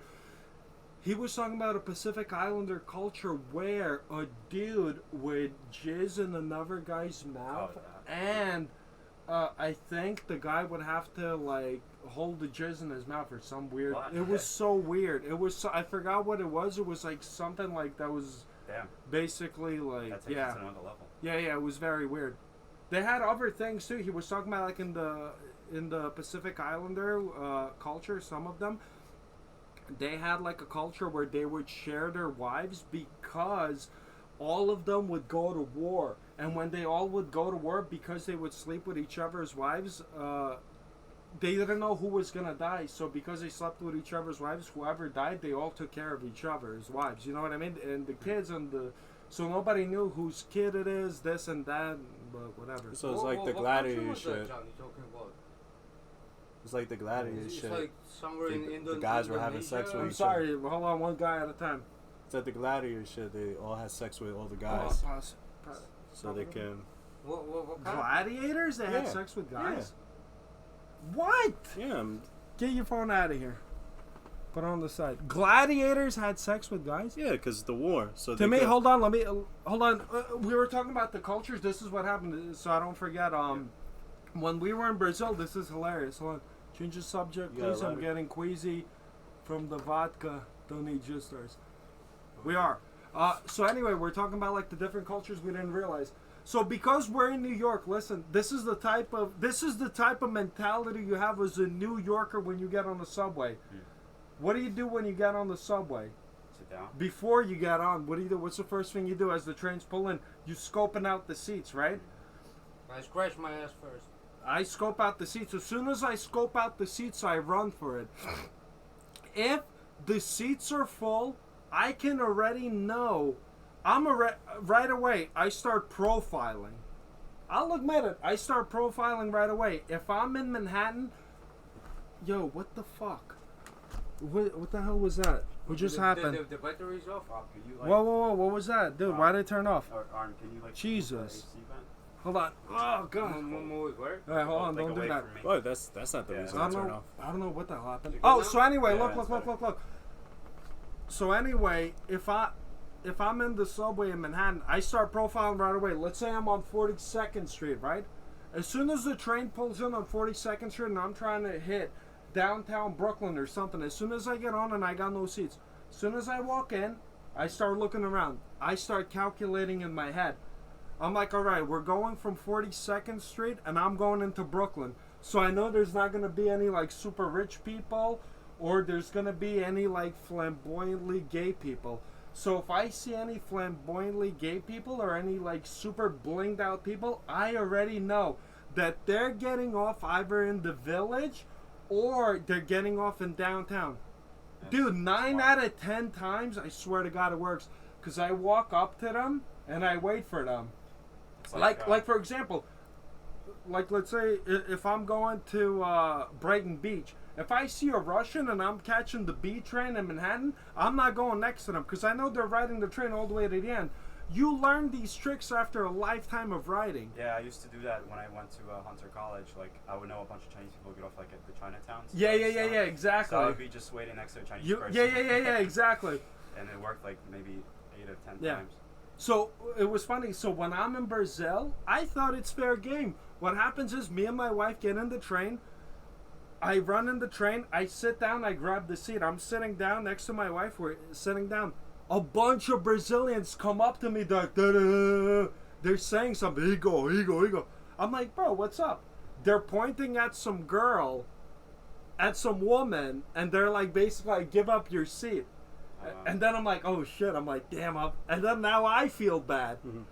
And I'm trying to explain to them as I'm getting up. I'm like, no, I'm from New York. We don't do that. We don't do that. But I'm giving her the seat, but I'm trying to explain to them. And they're all already, that's it. They made up their mind. They're like, you piece of crap. In Brazil, like I like that in a way. That's right away. Girl, or they knew her? No, it was a random girl. A random woman. Just because she's a woman, right away they give up. You know what I mean? They give this, and it was the whole train. They were all looking at me. They're like, "Yo, saying that." Brazil In Brazil, this was in Brazil. But that's what I'm saying. In New York, we don't have any of that. Where we're talking about going to different countries and doing something wrong that you don't know you're doing something wrong. Yeah. Where in New York, it's like, dude, every last man standing. You know what I mean? If you do give up your seat to an old lady, nobody's gonna bat an eye. People are just gonna look, whatever. Dude, I've seen fights happen on trains. Nobody's batting an eye. There's dudes fighting. People will just put their head down, put their headphones, and everybody pretends nothing's happening. You know what I mean? So that was one thing that happened with the woman where everybody was screaming at me. Well, they weren't screaming, but everybody's like, yo. And I was like, damn. I felt, the worst thing is, like, I felt bad about it. Because, you know what I mean? Because it's like, I forgot. And as I'm standing up, I'm trying to tell them, I'm like, no. I didn't know. But you know what I mean? They made me, let me see. We have that custom only for, what is that? In for elderly, pregnant folks, and some designated seats where you can enforce your right. Yeah, you can enforce it, but you know, in a way, I did like it that way, where it was like everybody came together. All the guys like, dude, get your ass up, let the chick sit. Where like I was so used to, you know, being New York, just like we're animals. It's so vicious. Nobody gives a crap. Did they understand you when you try to explain? No, they didn't understand, but like, I mean, I felt really bad. Oh, another thing happened when we were there, dude. It was so funny. There was these 2 Brazilian people. They were telling us how to get home from the Olympic Stadium to where we lived. And they kept telling us, they're like, come with us, we'll take you there. And me and my wife, we kept talking between each other. I'm like, these guys are gonna like try to fucking do something, fuck them. And they're like, no, come with us. We're like, no, it's okay. Whatever, eventually we ended up, yo guys, hold on, come on. Shh. Eventually we ended up going with them, and yeah. Like a lot of the experiences I had, we ended up getting home. They helped us get home. What was another experience that I had? I just remember. Yeah, I heard if they're too friendly over there, that means it's a sign that they're actually trying to rob you or something like that. No, I feel like you can also detect it too. Like, I feel like because of the Olympics, that's why I wanted to go to, that's the one reason why I wanted to go to Japan 2020. Because I feel like that's the only time, if you're going to go to Japan, that's the one time you should go to Japan because of how nationalistic they are. Because I feel like they will be forced to be welcoming in Japan and nice, you know? It'll be like a lie, though. They won't be authentic about it. I don't care. That's not it. I mean, dude. That's even worse. And they just disguise themselves in a way. But we all disguise ourselves every day. To me, I don't know. I don't disguise myself. You know what the weird thing I find myself? Like I said, I rant about all these bums. I get angry. But then sometimes if I'm having a good day, one of the bums asks me for money, I slip up. I'm like, dude, why am I so angry? Like, I feel like what we do is like this as New Yorkers, like people snap. We're all pent up, we're so angry, and I'll use that bum asking me for money as my therapy. Like everything that's going wrong in my day, in my week, I'll unload on him just because I'm an asshole. I'm like, fuck you, and it's so uncalled for. Because what's he doing? He's holding the door. yeah, it's inconvenient. All right, I can just walk around him. But the anger that I get to, but it's not even him. I just use him as therapy. You know what I mean? We use them as therapy. We unload. What the? Why is this doing this?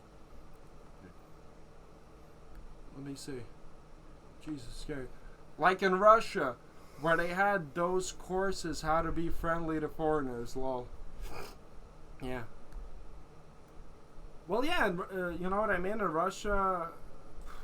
Russia's different. Russia's different. Where I'm from, Lithuania is different too.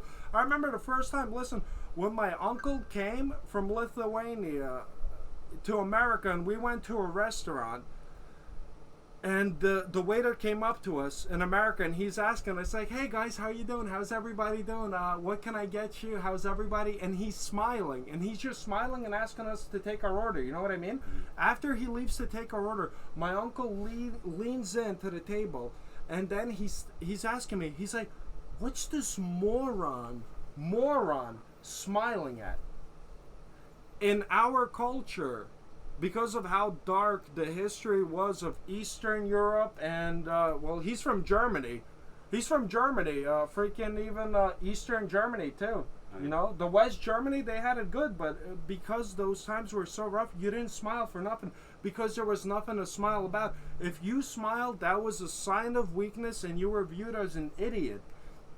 In the Western culture of Europe, in the West Germany and everything, they had all the advancements and everything. So people were smiling, they were laughing.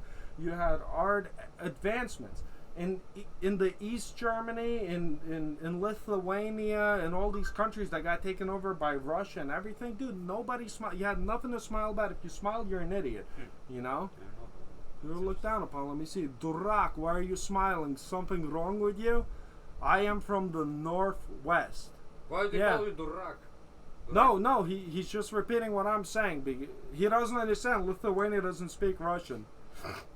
Lithuania is it's an old country actually.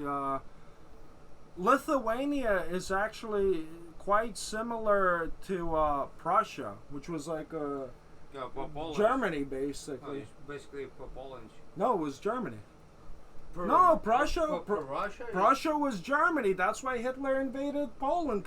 What are you talking about? Prussia was its own entity. Prussia, Austria was around there, right? Yeah, no, Austria and Austria's Hungary was no, there too. it's completely different. No, Prussia's next to Lithuania. So Prussia's Kaliningrad now. What happened was this, look, all of the richest Germans and everything, they all lived in freaking Prussia. Prussia had its own like dialect and everything. The reason why Hitler invaded Poland what's next to Prussia? What's next to Prussia? Yeah. Lithuania, Poland, and Germany. And also Latvia and Norway. No. All the people in Latvia were slaves at some point. They were slaves to like the Russians and Germans. All those. No, not all of them. No, not all of them. My mom was telling me actually a funny history, a funny like history lesson. My mom was saying, I never realized this. She said when, let's see, Artem's like, what are we talking about? Kolinsberg, Kaliningrad. He's from Siberia, so you gotta excuse him. There's no. He's pretending. I'm not pretending. I'm from Siberia. Yeah. Da, suka, da. Yeah. The funny thing is actually Artem's wife. Artem's wife, she's Russian too, but she did the DNA test and she got how much Lithuanian back? It's like 25%. She got like 25%. A lot of Lithuanians were actually born in Siberia. For example, my dad was born in Siberia too. Cause it's just Slavic roots probably. Because I had like 60% Lithuanian. Andre too. Andre also. Like basically Lithuanians, they got wiped out. My mom was telling me, if you look at the history of like Lithuania, whatever, small country, under the Nazi regime when they came, it wasn't that bad because they occupied them. They killed some Lithuanians who resisted, but most of the Lithuanians accepted the Nazi occupation because they were scared of Stalin. They knew what Stalin was going to do if he took over. And eventually, once freaking Germany lost and Stalin took over Lithuania, East Germany, dude, he basically massacred all of those people. It was crazy. I think it was something like 60% of like freaking Lithuanians were killed, and like I said, most of them were shipped off to Siberia. Those tests are scams. They are guesstimating the other genetic markers for likelihood. No science involved. I don't know. To me, I disagree with that. You know why? The one reason is I was born in Lithuania, in the city of Kaunas, right? So when I took the test, my results were 98% Lithuanian and like 1.5% Jewish or something like that. But then not only that, it broke it down and it told me which city I'm from. It said the likelihood that you're from Kaunas is at the highest peak. It located the city where basically my family was from. So I don't know. I found that very interesting. Like that, I don't know.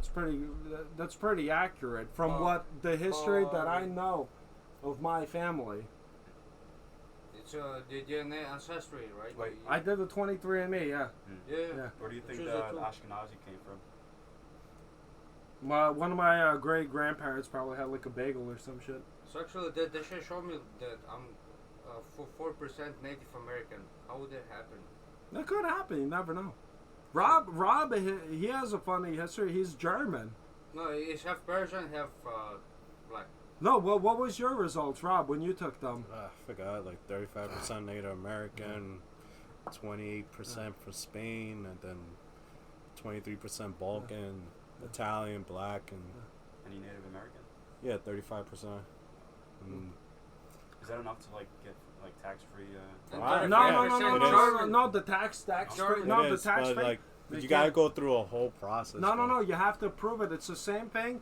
I had friends who wanted to do the birthright. If you guys don't know, if you're Jewish, the Jewish state provides you with a free ticket to Israel if you can prove that you're Jewish. And they said, I had friends who applied to the. Hold on one second. Let me just finish. Sorry.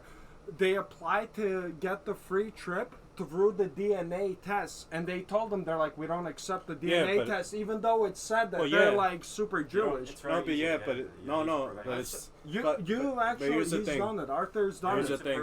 No, it's not even the Yeah, DNA. because one, look at him. Oh look, my God, look at Jesus. him. No, they Look ask at the you- camera. they Here's ask the you on here's the- the on the no, phone. but I'm With saying the big nose. here's the thing with the DNA. Jesus. Even if you got the DNA, you have to go a whole process through the, like say the Native American. You have to go through a book and find your ancestors through there and everything. No, just to prove you're Native American, just to get rights and Likelihood. stuff like that. Well, he's saying yes, the likelihood of other entries, but they can be Yeah. wrong. I'm sure they can be wrong, But but, the DNA, in my case, the DNA shit, that's not gonna be the ticket. You have to do other stuff for it to prove. For the Native Americans. Yeah, but you I have to, don't. you have to go somewhere upstate New York. You're not go gonna through- get it, dude. No, I'm just Native saying. American is completely different. Yeah, I know, but I'm just saying the Yeah, yeah. process is a Oh, big hell process. no. Well, of you're that. talking about the Native American. Yeah. Native American process, you'll never get it. But he's talking about, yes, the likelihood from other entries, yes.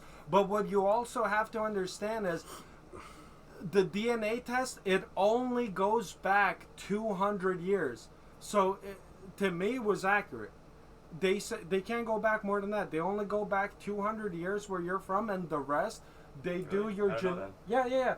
They only do 200 years on the 23andMe. They only can go back 200 years where your family's from, and then beyond that, they do the blood test where you migrated from, which group. The halotypes. The halotypes. But other than that, yeah, it's only 200. Yeah. Arthur, you were telling actually some funny stories, not funny stories, but some crazy stories when actually you did the birthright and you went to Israel. And you actually witnessed that what's it called, the Iron missile. Curtain? Yeah, the Iron Dome or something. Iron Dome, yeah. Yeah, I went during that Yeah. the Gaza war thing, Yeah. and I seen like rockets going off and like the Iron Dome deflecting them. How- They kept telling us to like lay on the ground just in case when the sirens are going off. What's your take from the whole Palestine-Israel thing? I heard that they tell you can't even talk to the Palestinians. basically. They told us to avoid them. Like when we went to Jerusalem, that's where they usually are, like mixed in, like the Jewish people and the Arabic people and all those. They all have like they're very Where's your close to time? For how long? they're very 9:37. close in proximity in that area because it's a really religious area. Yeah. It doesn't say. They just told us to avoid them just in case they don't want any trouble. We started here like around 7:30, so it's been 2 hours. Yeah. Hold on. So, did you see like? What was your take? Did you have any interactions with like the Palestinians while you were in Israel and stuff like that? Actually, I've seen a couple of them, but I didn't really interact with them. They weren't really talking. Like, I've seen them, a lot of them at a distance, mostly. You know what I want? I want like a goddamn perspective. I want to know what's going on because in America, what I hate is like we got like the two sides. One side is like this: Israel is getting attacked by these crazy terrorists.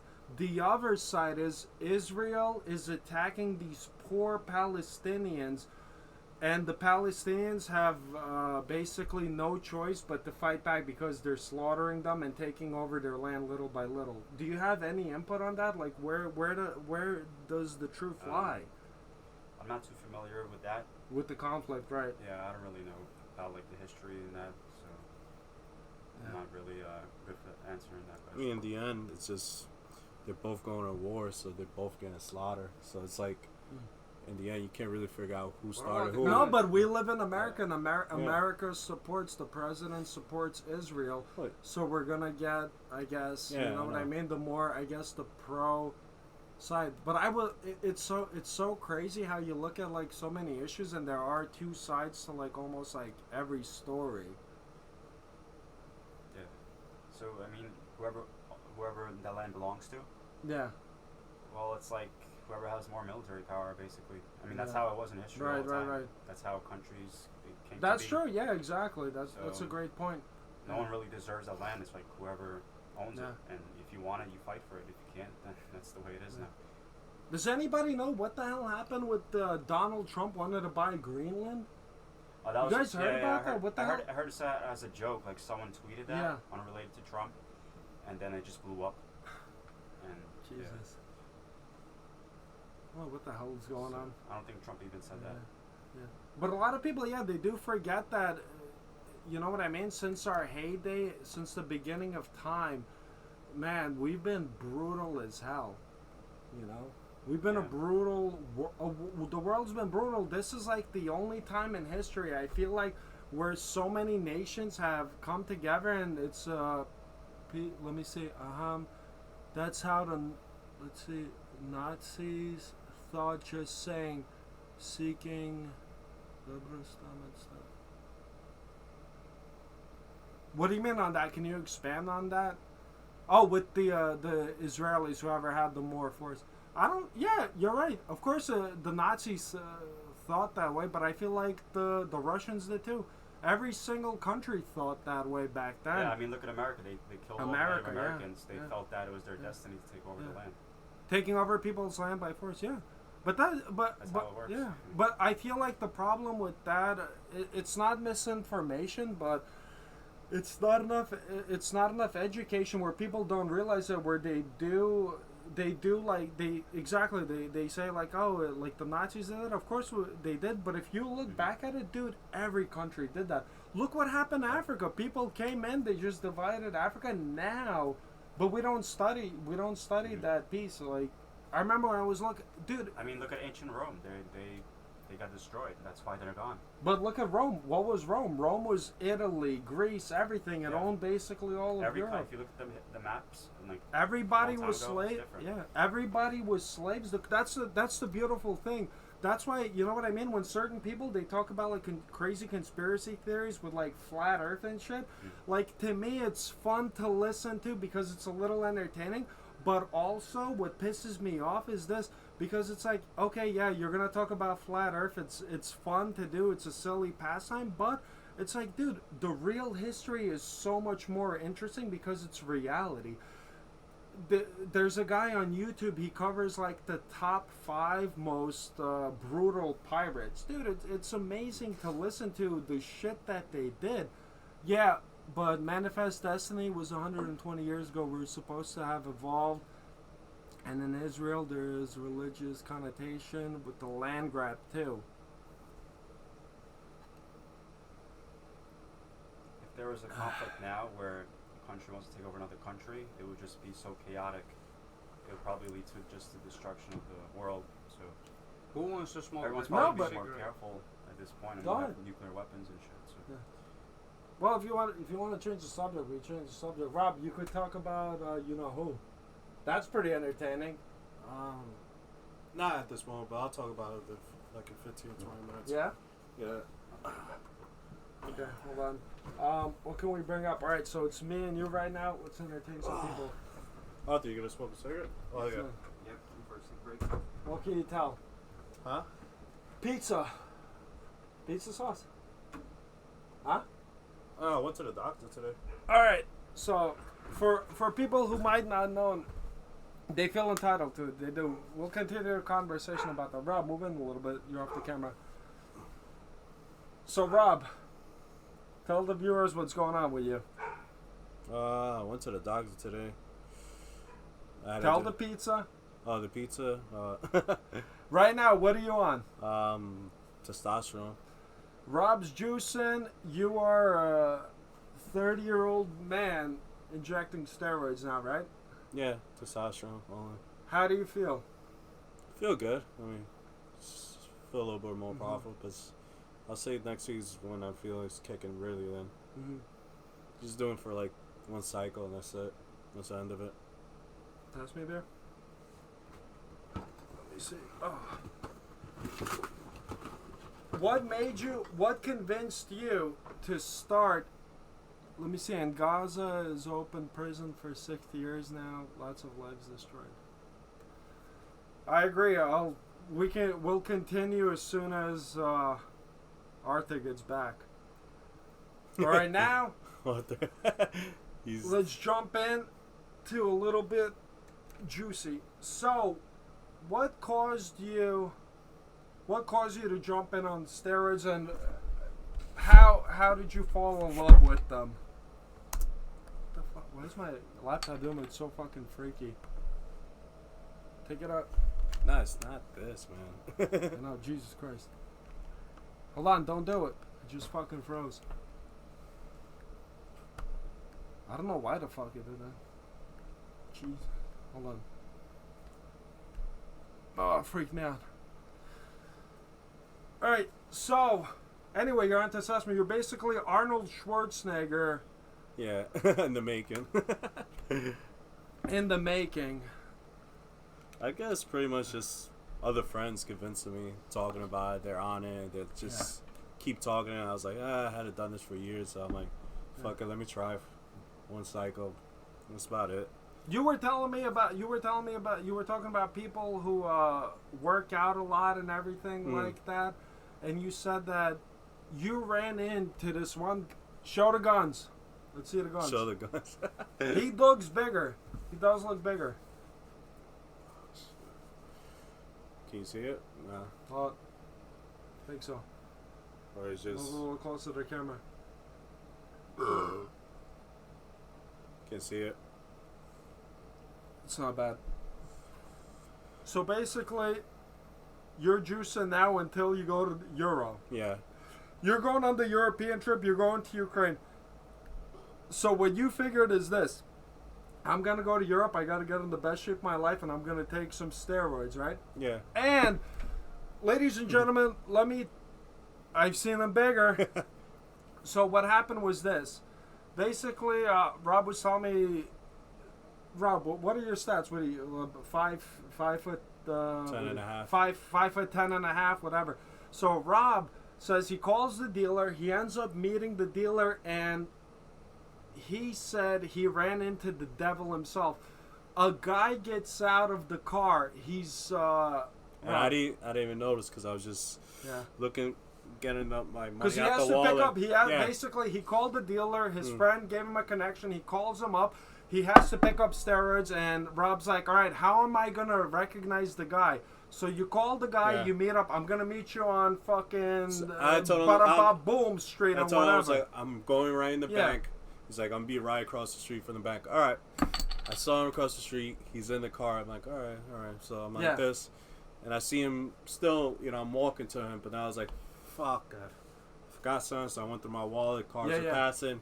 He comes out. I see a 6'7" guy over my head, probably like 270. And I was like, what the fuck? 6'7", 270. Rob said his shoulders looked like bowling balls. This guy that he runs into, Rob said he was scared for the first time in his life when he looked at this man in his eyes. This guy was just overtowering. I was like, what the fuck? He was in the car. Basically over 2 meters tall. Yeah, European and I was style. just like this, looking at him like, the hell? And then say, no, it's all good. And then like we're in the middle of the street. I'm like, there's a lot of cars. I'm like, there's a lot of cars. We're could living be a cop, we're living in the city. Yeah, you It's you like gotta this. be paranoid. Steroids are illegal, so. Well, technically it's legal. This one. Okay, well, It whatever. is. Yeah, It yeah. is legal, to be honest. So Through a doctor, though. Yeah, anyway, through a you give him the money. You pound his hand. He takes the cash. He hands you the steroids. He smiles at me. See you soon. He smiles and he says, "See you soon." And you said to me when he said that, you felt like you were staring at the devil himself, because he was 6'7", 270 pounds, all muscle. Yeah, I was just like, well, I never. The last person I see that tall was like J.R. Smith in the city. He's a basketball player. He's like 6'6" and a half, 6'6". So seeing a guy this tall like in front of me, I was like, what the fuck? And he's just fucking huge, When did you fall in love with bodybuilding and weightlifting? When did that love begin? Were you always into working out and sports and stuff? Yeah, sports was just came a habit, and then just my baseball coach told me I had to get bigger. I was too skinny at 18, so I was like, started lifting weights, and ever since that, I fell in love with it. Isn't it true? You claimed that you broke your growth plate when you were sliding to home base. No, second base. Sorry. He was sliding to second base. He broke his growth plate. He's 5'10" and a half. And because you slid to second base, you broke your foot, and in the foot there's a growth plate there. Yeah, I broke it right in the middle, which is a strange part to break. Fracture your ankle, because most of the time when you fracture your ankle, it will be in the side. I just broke it right in the middle. So you broke your growth plate, and when you went to your doctor told you that you were supposed to be 6 foot. Well, you went like this. He's like, all right, I mean, you're a tall kid for this age, so good thing you weren't 5'5", 5'6". Yeah. He goes, most likely you're never going to grow. If anything, one leg will be a little bit bigger than the other. Yeah. But did he give you an estimate of how tall you were supposed to be? 6'6", you said, or something? I could have been like 6'3", 6'4". I mean, 6'4". Yeah. But because of the breaking of the growth plate, that stunned your growth completely. Sliding to the second base. Yeah. It's interesting. I never heard about that. Yeah, because I was always interested. Second base, the base was stuck. It wasn't like, so I slid too late and it just went like that. But wouldn't it be true if you did break your growth plate on one leg, wouldn't the other leg just continue to grow, or is there Well, what's but that's the, what what he is told the growth but plate? that's what he told me. He told me this. One leg might grow a little bigger than it is, but And is that what you have or no? Huh? You don't have a limp, do you? I don't know. I think this leg is bigger than the other, but he said it won't show overall. Just once you broke your growth plate, it's gonna stunt your growth. Right. The percentage you growing ever since after that, he was like, think about it, you're 14. Most likely you're gonna keep growing and growing. Yeah. And the thing was, I was growing from 6th grade, 7th, and 8th, and then it's just like out of nowhere, I just stopped growing. The growth plate. Yeah. It had to be. Yeah. Let me bring up an interesting point you brought up that the viewers might find interesting, that I never heard of this theory before. Have a seat. Arthur's back. Have a seat. We were talking about schizophrenics, psychopaths, maniacs, serial killers, and everything. And I was having about a 3 or 4 hour phone conversation with Rob. And he told me, he said, Jonas, do you realize that when you're dealing with these crazy people, that when the weather is hot, that they go fucking crazy? Oh, yeah. I mean, here's the thing. This is the way I look at it. What the hell are you talking about? What? Wait, that's BS, dude. It's not He's BS. telling me this is ridiculous. You're telling so me. imagine- Wait. all right, no, Just hold let me on. just say it. Hold on. All right. You're telling me, and you're telling the viewers that a psycho is way more likely to go crazy in the hot weather than the cold weather. I'm talking about this one Pacific person who was borderline personality. Pacific. Yeah, he was borderline personality. He was not taking his medication. Had nothing to do in the summer, and it's hot. You got nothing to do. It's gonna elevate his emotions of not not acting normal. Why do you think the heat is going to affect the psychopathic mind of a maniac? I'm talking about borderline personality who was not taking his medication. A borderline personality that's not taking his medication that might. Well, here's the thing. Can you, let's say if it's very hot, can you think right? Like, or you When can you it's do hot, work? I understand that point. So imagine where they do link heat and more shootings, but they link it with just people being outside more and more conflicts arising. But even overall, us, like, let's say if you work outdoors, yeah, you're telling me you feel uncomfortable, abrogated. I do. Exactly. But also, So imagine, do I feel the same way when I'm in the cold too? Well, the thing is, I also have another theory. A lot of, if you haven't noticed, a lot of serial killers, they live in the cold and do a lot of killings in the winter. What? What? A lot of serial a killers lot of them, live in the cold. and they kill a lot in the wintertime. Think about. Look at the camera and say it. Well, with a think about straight this. face. Think about this. It's dark. It's winter. It reminds you of death. It's dark. It's winter. It reminds you of death. Yeah. So more. You're more. If I live in a cold climate, Look at Alaska. Look at a lot of cold places. There are a lot of killings of known serial killers. but look at Iceland. Iceland experiences in the winter, basically, in the winter, like no sunlight. There's no killers there. There's no murders. I It's noticed one that of the- people that live in warmer climates, they're more nicer and friendlier, and like in colder climates, they're more miserable and angry. All Yeah. the time. No, but I don't think the fucking climate it has anything to do I'm with it. just saying. This one Pacific friend, he wasn't taking his medication. He had nothing to do. He's angry. He's miserable and everything. And the heat probably like just got him even more crazy. It's true by statistics that people that live in warmer climates, like islands and whatnot, they're more happier than other people in other I'm pretty places. sure if you look up things like a person who's not taking a medication in the heat, their emotions is gonna go off topic. Yeah, but that's not true because what you just said was this. You just said that the serial killers are more likely to exist in cold climates. A lot of them. So that would mean that their emotions are messed up. Oh no, they're just killers, bro. Like I mean, I can't really tell you right off the part about serial killers, but what's their reasons of killing people? You know. Gotta use the bathroom. It makes them warm and happy. 'Cause they're cold. If Zelly doesn't pick up, hang up on him. Ask him about serial killers and psychos. Well, like, he I knows really- a lot about it. Do you think there's a lot of serial killers in Ukraine? Might be. I mean, It's usually cold there. if you look at I've seen a lot of movies, a lot of, based on true stories. A lot of serial killers I'm sorry. are known to kill during wintertime a lot. And I used to think they like kill during the winter. during wintertime. And the thing is, it's easier to kill. Why do you think? And plus, think about this. It probably reminds you of death because it's dark, winter. Maybe also they get like really lonely and frustrated. Yeah, that's part of it. And But it that's makes them like do an outburst. outbursts and Yeah. everything and whatever. And this is why I think this Pacific friend happened. He wasn't taking his medication. It was the heat, and it was just like he has nothing to do, and he just went on a crazy So in friend. this case, the heat made him crazy. Yeah, because he wasn't taking his medication and everything. I mean, obviously, him not taking medication is gonna get any person crazy. But the fact of the matter is just that I don't think the heat helps the thinking mind of any human being. When it's very hot. I'm talking about like hot, and obviously, So They're- you're on there.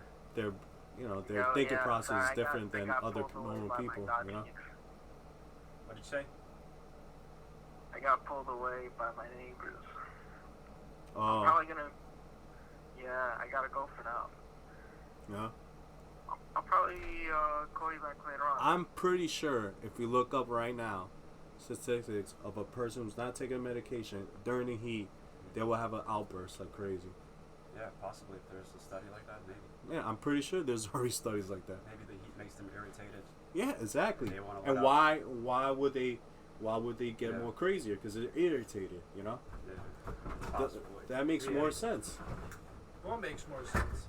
I'm saying like they're off their medications. The heat's getting they're being irritated, and they're just gonna do more crazier stuff. Rob, you don't mind pointing the AC in a different direction? Getting cold. I don't think it. I don't know. I mean, look it up. That's insane. No, but look it up. I'm pretty sure. That the heat drives people to kill more. I could kind No, of but I'm agree, not- but I don't think it's the heat. It's just the fact that people are out more. Some people But you're saying that there's But I'm more not saying killers, more serial killers in cold saying climates. they're gonna kill a person. I'm talking about a person who's off their medication Uh-huh. and it's very hot. They got nothing to do. They get lonely. They're gonna become more irritated. What if they have air conditioning? Huh? Bro, but they walk around outside. You know, think about But it depends too. Who walks outside? Who doesn't? There's a lot of fucking people. Think about the shootings that happened recently. A lot of these people are shut-ins. They have no friends. Their only interaction is online.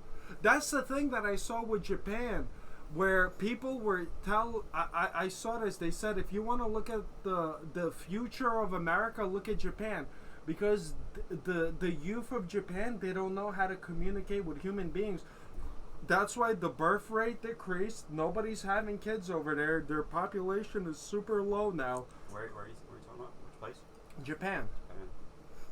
Over here too. No, the In America, yeah. rates are going down Yeah, the birth rate is going up because amongst the upper class. no, amongst the upper class. That's why we have to take in you know what I mean, immigrants and everything. We have to take them because they're gonna keep driving the population up, and the same thing in Europe that is exactly happening because the Europeans are not having kids. The cost of living is going up. It's gonna be like Idiocracy, that film. I don't think it's going to be like Idiocracy, but what I do think is happening is this. We have a sick addiction to phones, the internet, and we've fallen so far from nature. You know what I mean? We've fallen very far away from nature, and we have to strive to get a little bit back into nature and just doing things that our like grandparents did, like like hunting, fishing, climbing mountains, everything like that, and having kids. I think it's inevitable that in the future everyone's gonna be more like robotic, like less emotional. Everything's gonna be all technological. No one's gonna be doing anything like that anymore. No. It's just gonna get worse. Yeah. I don't know. I don't know if it's gonna get worse. I think that's just how. I think that's just how it's gonna go. I think if you, I mean, if we want to talk about like aliens or something, like I think if a race would progress, eventually they will lead to a point where they wouldn't have any emotions at all. I think that's the only Aliens? way. No, I'm saying like if there is some kind of like super intellectual Yeah. being out there, they wouldn't have any emotions, because emotions is one of the things that puts development of Yo, of what's a up? race to a halt. How's it going? What do you think about aliens right now, and are we experiencing any? Ladies and gentlemen, we have Mr. Peltzman. He's on live. And let me just mention one thing. Huh? I gotta get up. Did you lose 50 pounds, yes or no? Did you lose 50 pounds? Did you lose 50 pounds, yes or no? Not currently, no. How much do you weigh right now?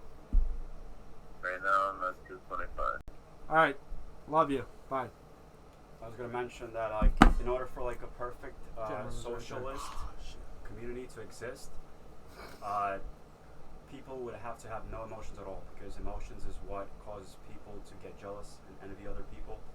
So like in a working socialist environment, there has to be no envy, no feelings for like things you don't have. I don't think. But There what would are be you no, talking? I there don't would be think no that. system of cash. People would be doing things just because they have to do it. Like they wouldn't be competing. So there would be working at a specific job, not for cash, but because they just have to do it. And to do that, you can't have emotions. That sounds depressing as hell. It is- That it sounds is like you're depressing. like a robot. No, it is. Yeah, exactly. I don't know. That's- I that's- disagree. I don't- believe that's one of the possibilities of mankind in the future. I don't think so. It could happen. It could turn into that. That's why some people are saying like. So you're saying in a way we're gonna get so advanced in a way we're gonna go backwards, basically. No, not backwards. It's no, forwards. no. It is forwards, but in a way it is going backwards, basically to the way the Renaissance was, where you had the top class being in the virtual reality and having the best, and the lower class basically not having I believe- anybody and being secluded and just.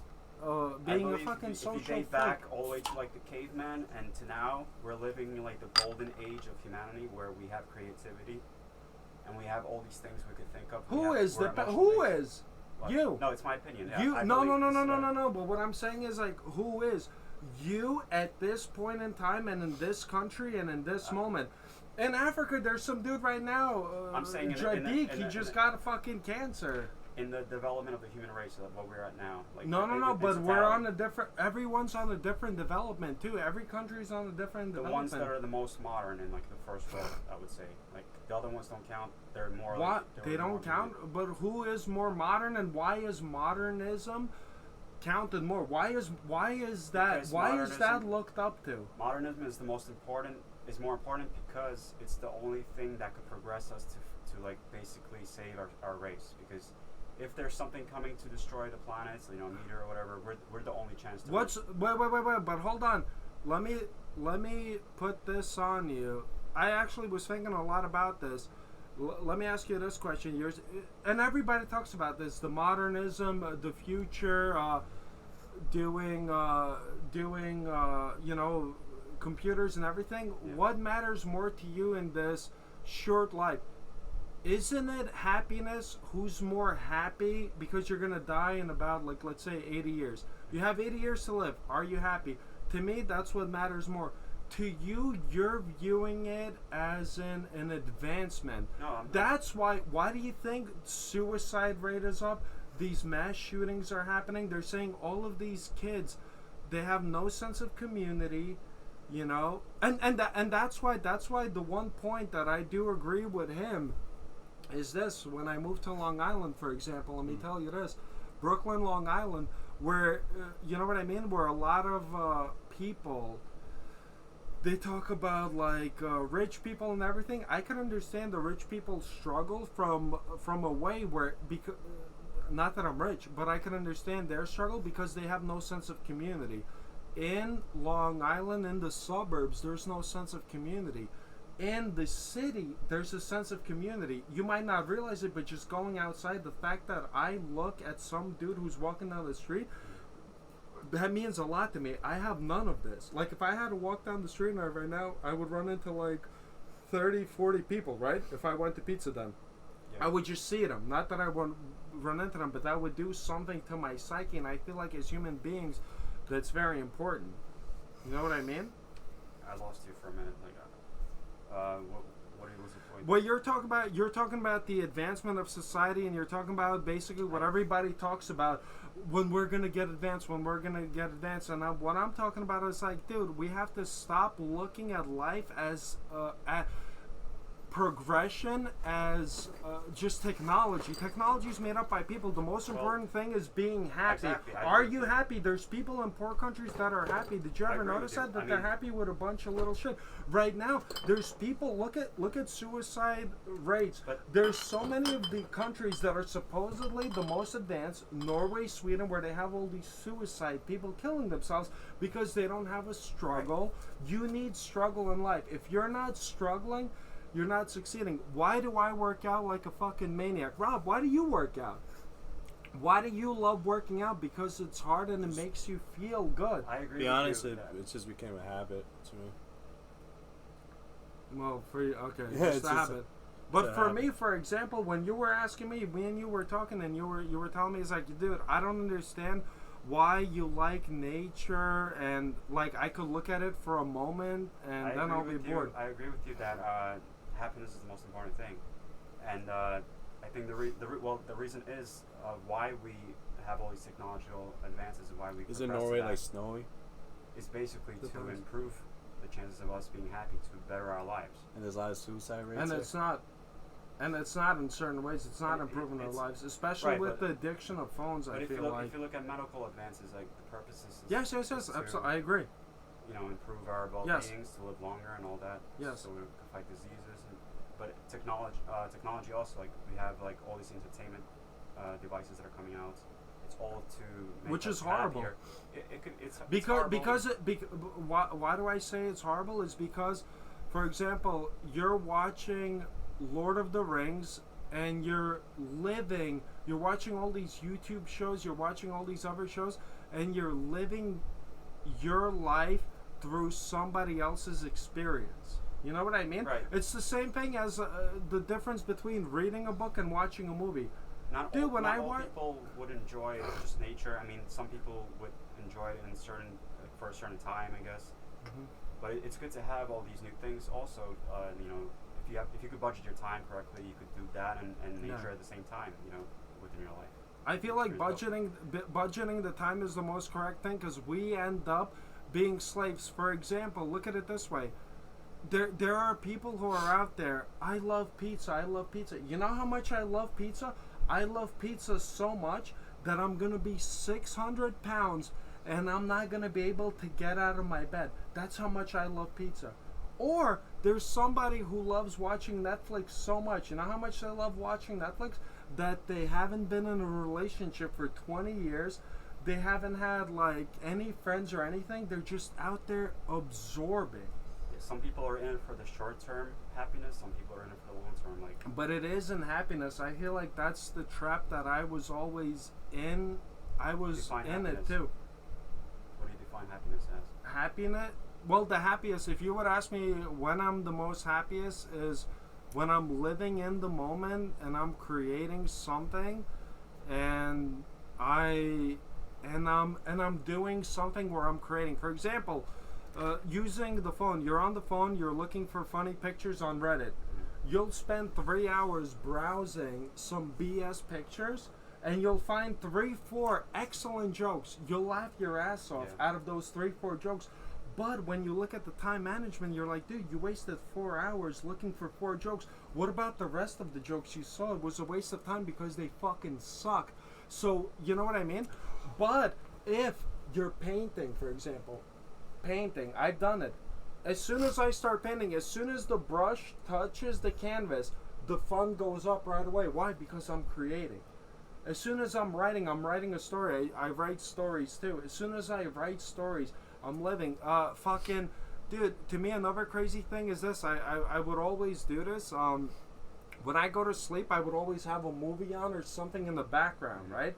And a couple of times, I turned everything off and I would go to sleep without anything on. And it was so insane how I realized that I had thoughts. Like, I forgot that I had ideas and thoughts because most of my day is consuming something. Either I'm at work. When I'm at work, I'm not thinking because I'm focused on doing whatever I have to do at work. While I have my free time at work, I'm listening to music, watching videos or something. Then when I go to the gym, I'm listening to music, watching videos or something. When I'm going to sleep, I'm putting on Netflix. I'm watching videos or consuming something.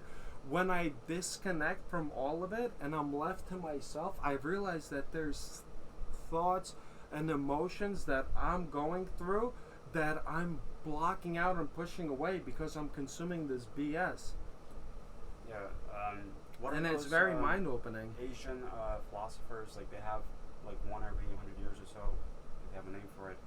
I can't think of the word for it now, but they have a saying where it's like you gotta live in the moment, like the now, the present. You can't think about the future, the past, because you don't know how long you'll be living for, and the past is irrelevant. So Yeah. as long as you're happy in the moment, whatever you're doing, whatever it takes for you to be happy, that's all that's important.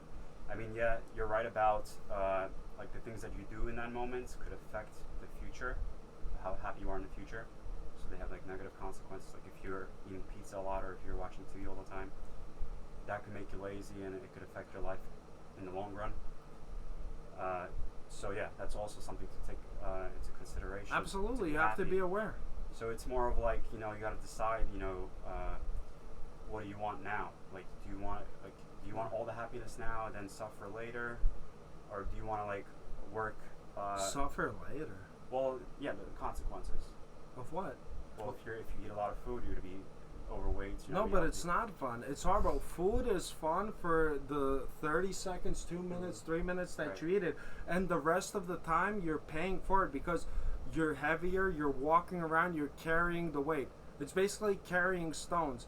You're carrying extra stones, and the only time you're happy is for 30 seconds. But that just shows what a crazy drug food is. That these people will fucking poison us, and fucking you know how much they spend on researchers with Dorito chips and shit? It was disgusting. I saw a documentary. They spent like millions of dollars. It's all whatever releases more dopamine. Yeah, whatever makes you feel dopamine, good. exactly. So, like, once when people get their fix, they're satisfied and they feel like shit because then they have no more motivation to do anything. But it's not only that; it's like they get that fix for like the 2 minutes, and the rest they're depressed and miserable. Dude, it's exactly how a drug works. They said if you were to take a fucking guy who's 400, 500 pounds, if you were to put him in a bod, if you were to put him in somebody in a skinny body and somebody who weighs like 150 pounds, that they're probably super likely to lose the weight because they forgot.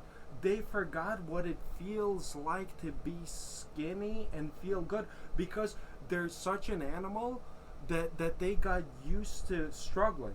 Like me, I remember when I was skinny, I had shoulder surgery. I gained like 60, 70 pounds. And I remember I started doing the swing. When I would get out of bed, I had to swing my leg to give myself leverage because I was 300 pounds. I was 300 pounds. And I realized, I'm like, bro, what the fuck? I have to swing my leg to get out of my bed. I'm like, what the hell is going on here? And it was crazy. And it's like I was addicted to food and I was addicted to horrible things. But What makes you happy? How do you define your happiness? What I define my happiness? What do you define your happiness? What is happiness for you? What gives you your fix? What gives you your fix? I mean, so many people are addicted to so many things. It's crazy. And we all try to do the right thing and focus our time and use our time wisely. And it's such a hard thing. And the crazy thing for me is that it's not taught in school. To me, in school we're taught English but we're not taught how to live. Where the fuck is the class for life? Where's the class how to interact with people, how to make a relationship, how to make a plan, how to plan for the future? I have an idea. How do I follow through? I was never taught these things. And when I was growing up, I was never taught these things. Social things that these schools need to teach. Movies make you happy? Yeah, I'll be honest with you. I could watch any movie, show, or anything. That really makes me happy. So to you, your happiness is movies? Yeah, I just enjoy it. It's pretty much like creating stuff. Just watching movies? Watching movies, thinking of how to make a movie, or you what the want to ideas. direct a movie too? I don't think so. I disagree. Knowing you, I think your happiness is fucking analyzing people and getting into drama of people's business. Oh yeah, analyzing, but that's. But I feel like I feel like from like everybody niche. I know. No, but it's not niche. Meaning, what gives you the what gives you the most happiness and cause and stuff. Well, I like helping people. That's what you're trying to refer. No, helping people and also dissecting their personality and yeah, everything. but You love that. Yeah, I love that, but it's just that's just like, all right, me analyzing What else people out and there? everything. Hold on, we're about to fucking end this. We got one guy. Me analyzing people is just. I'm gonna pause this. That's it.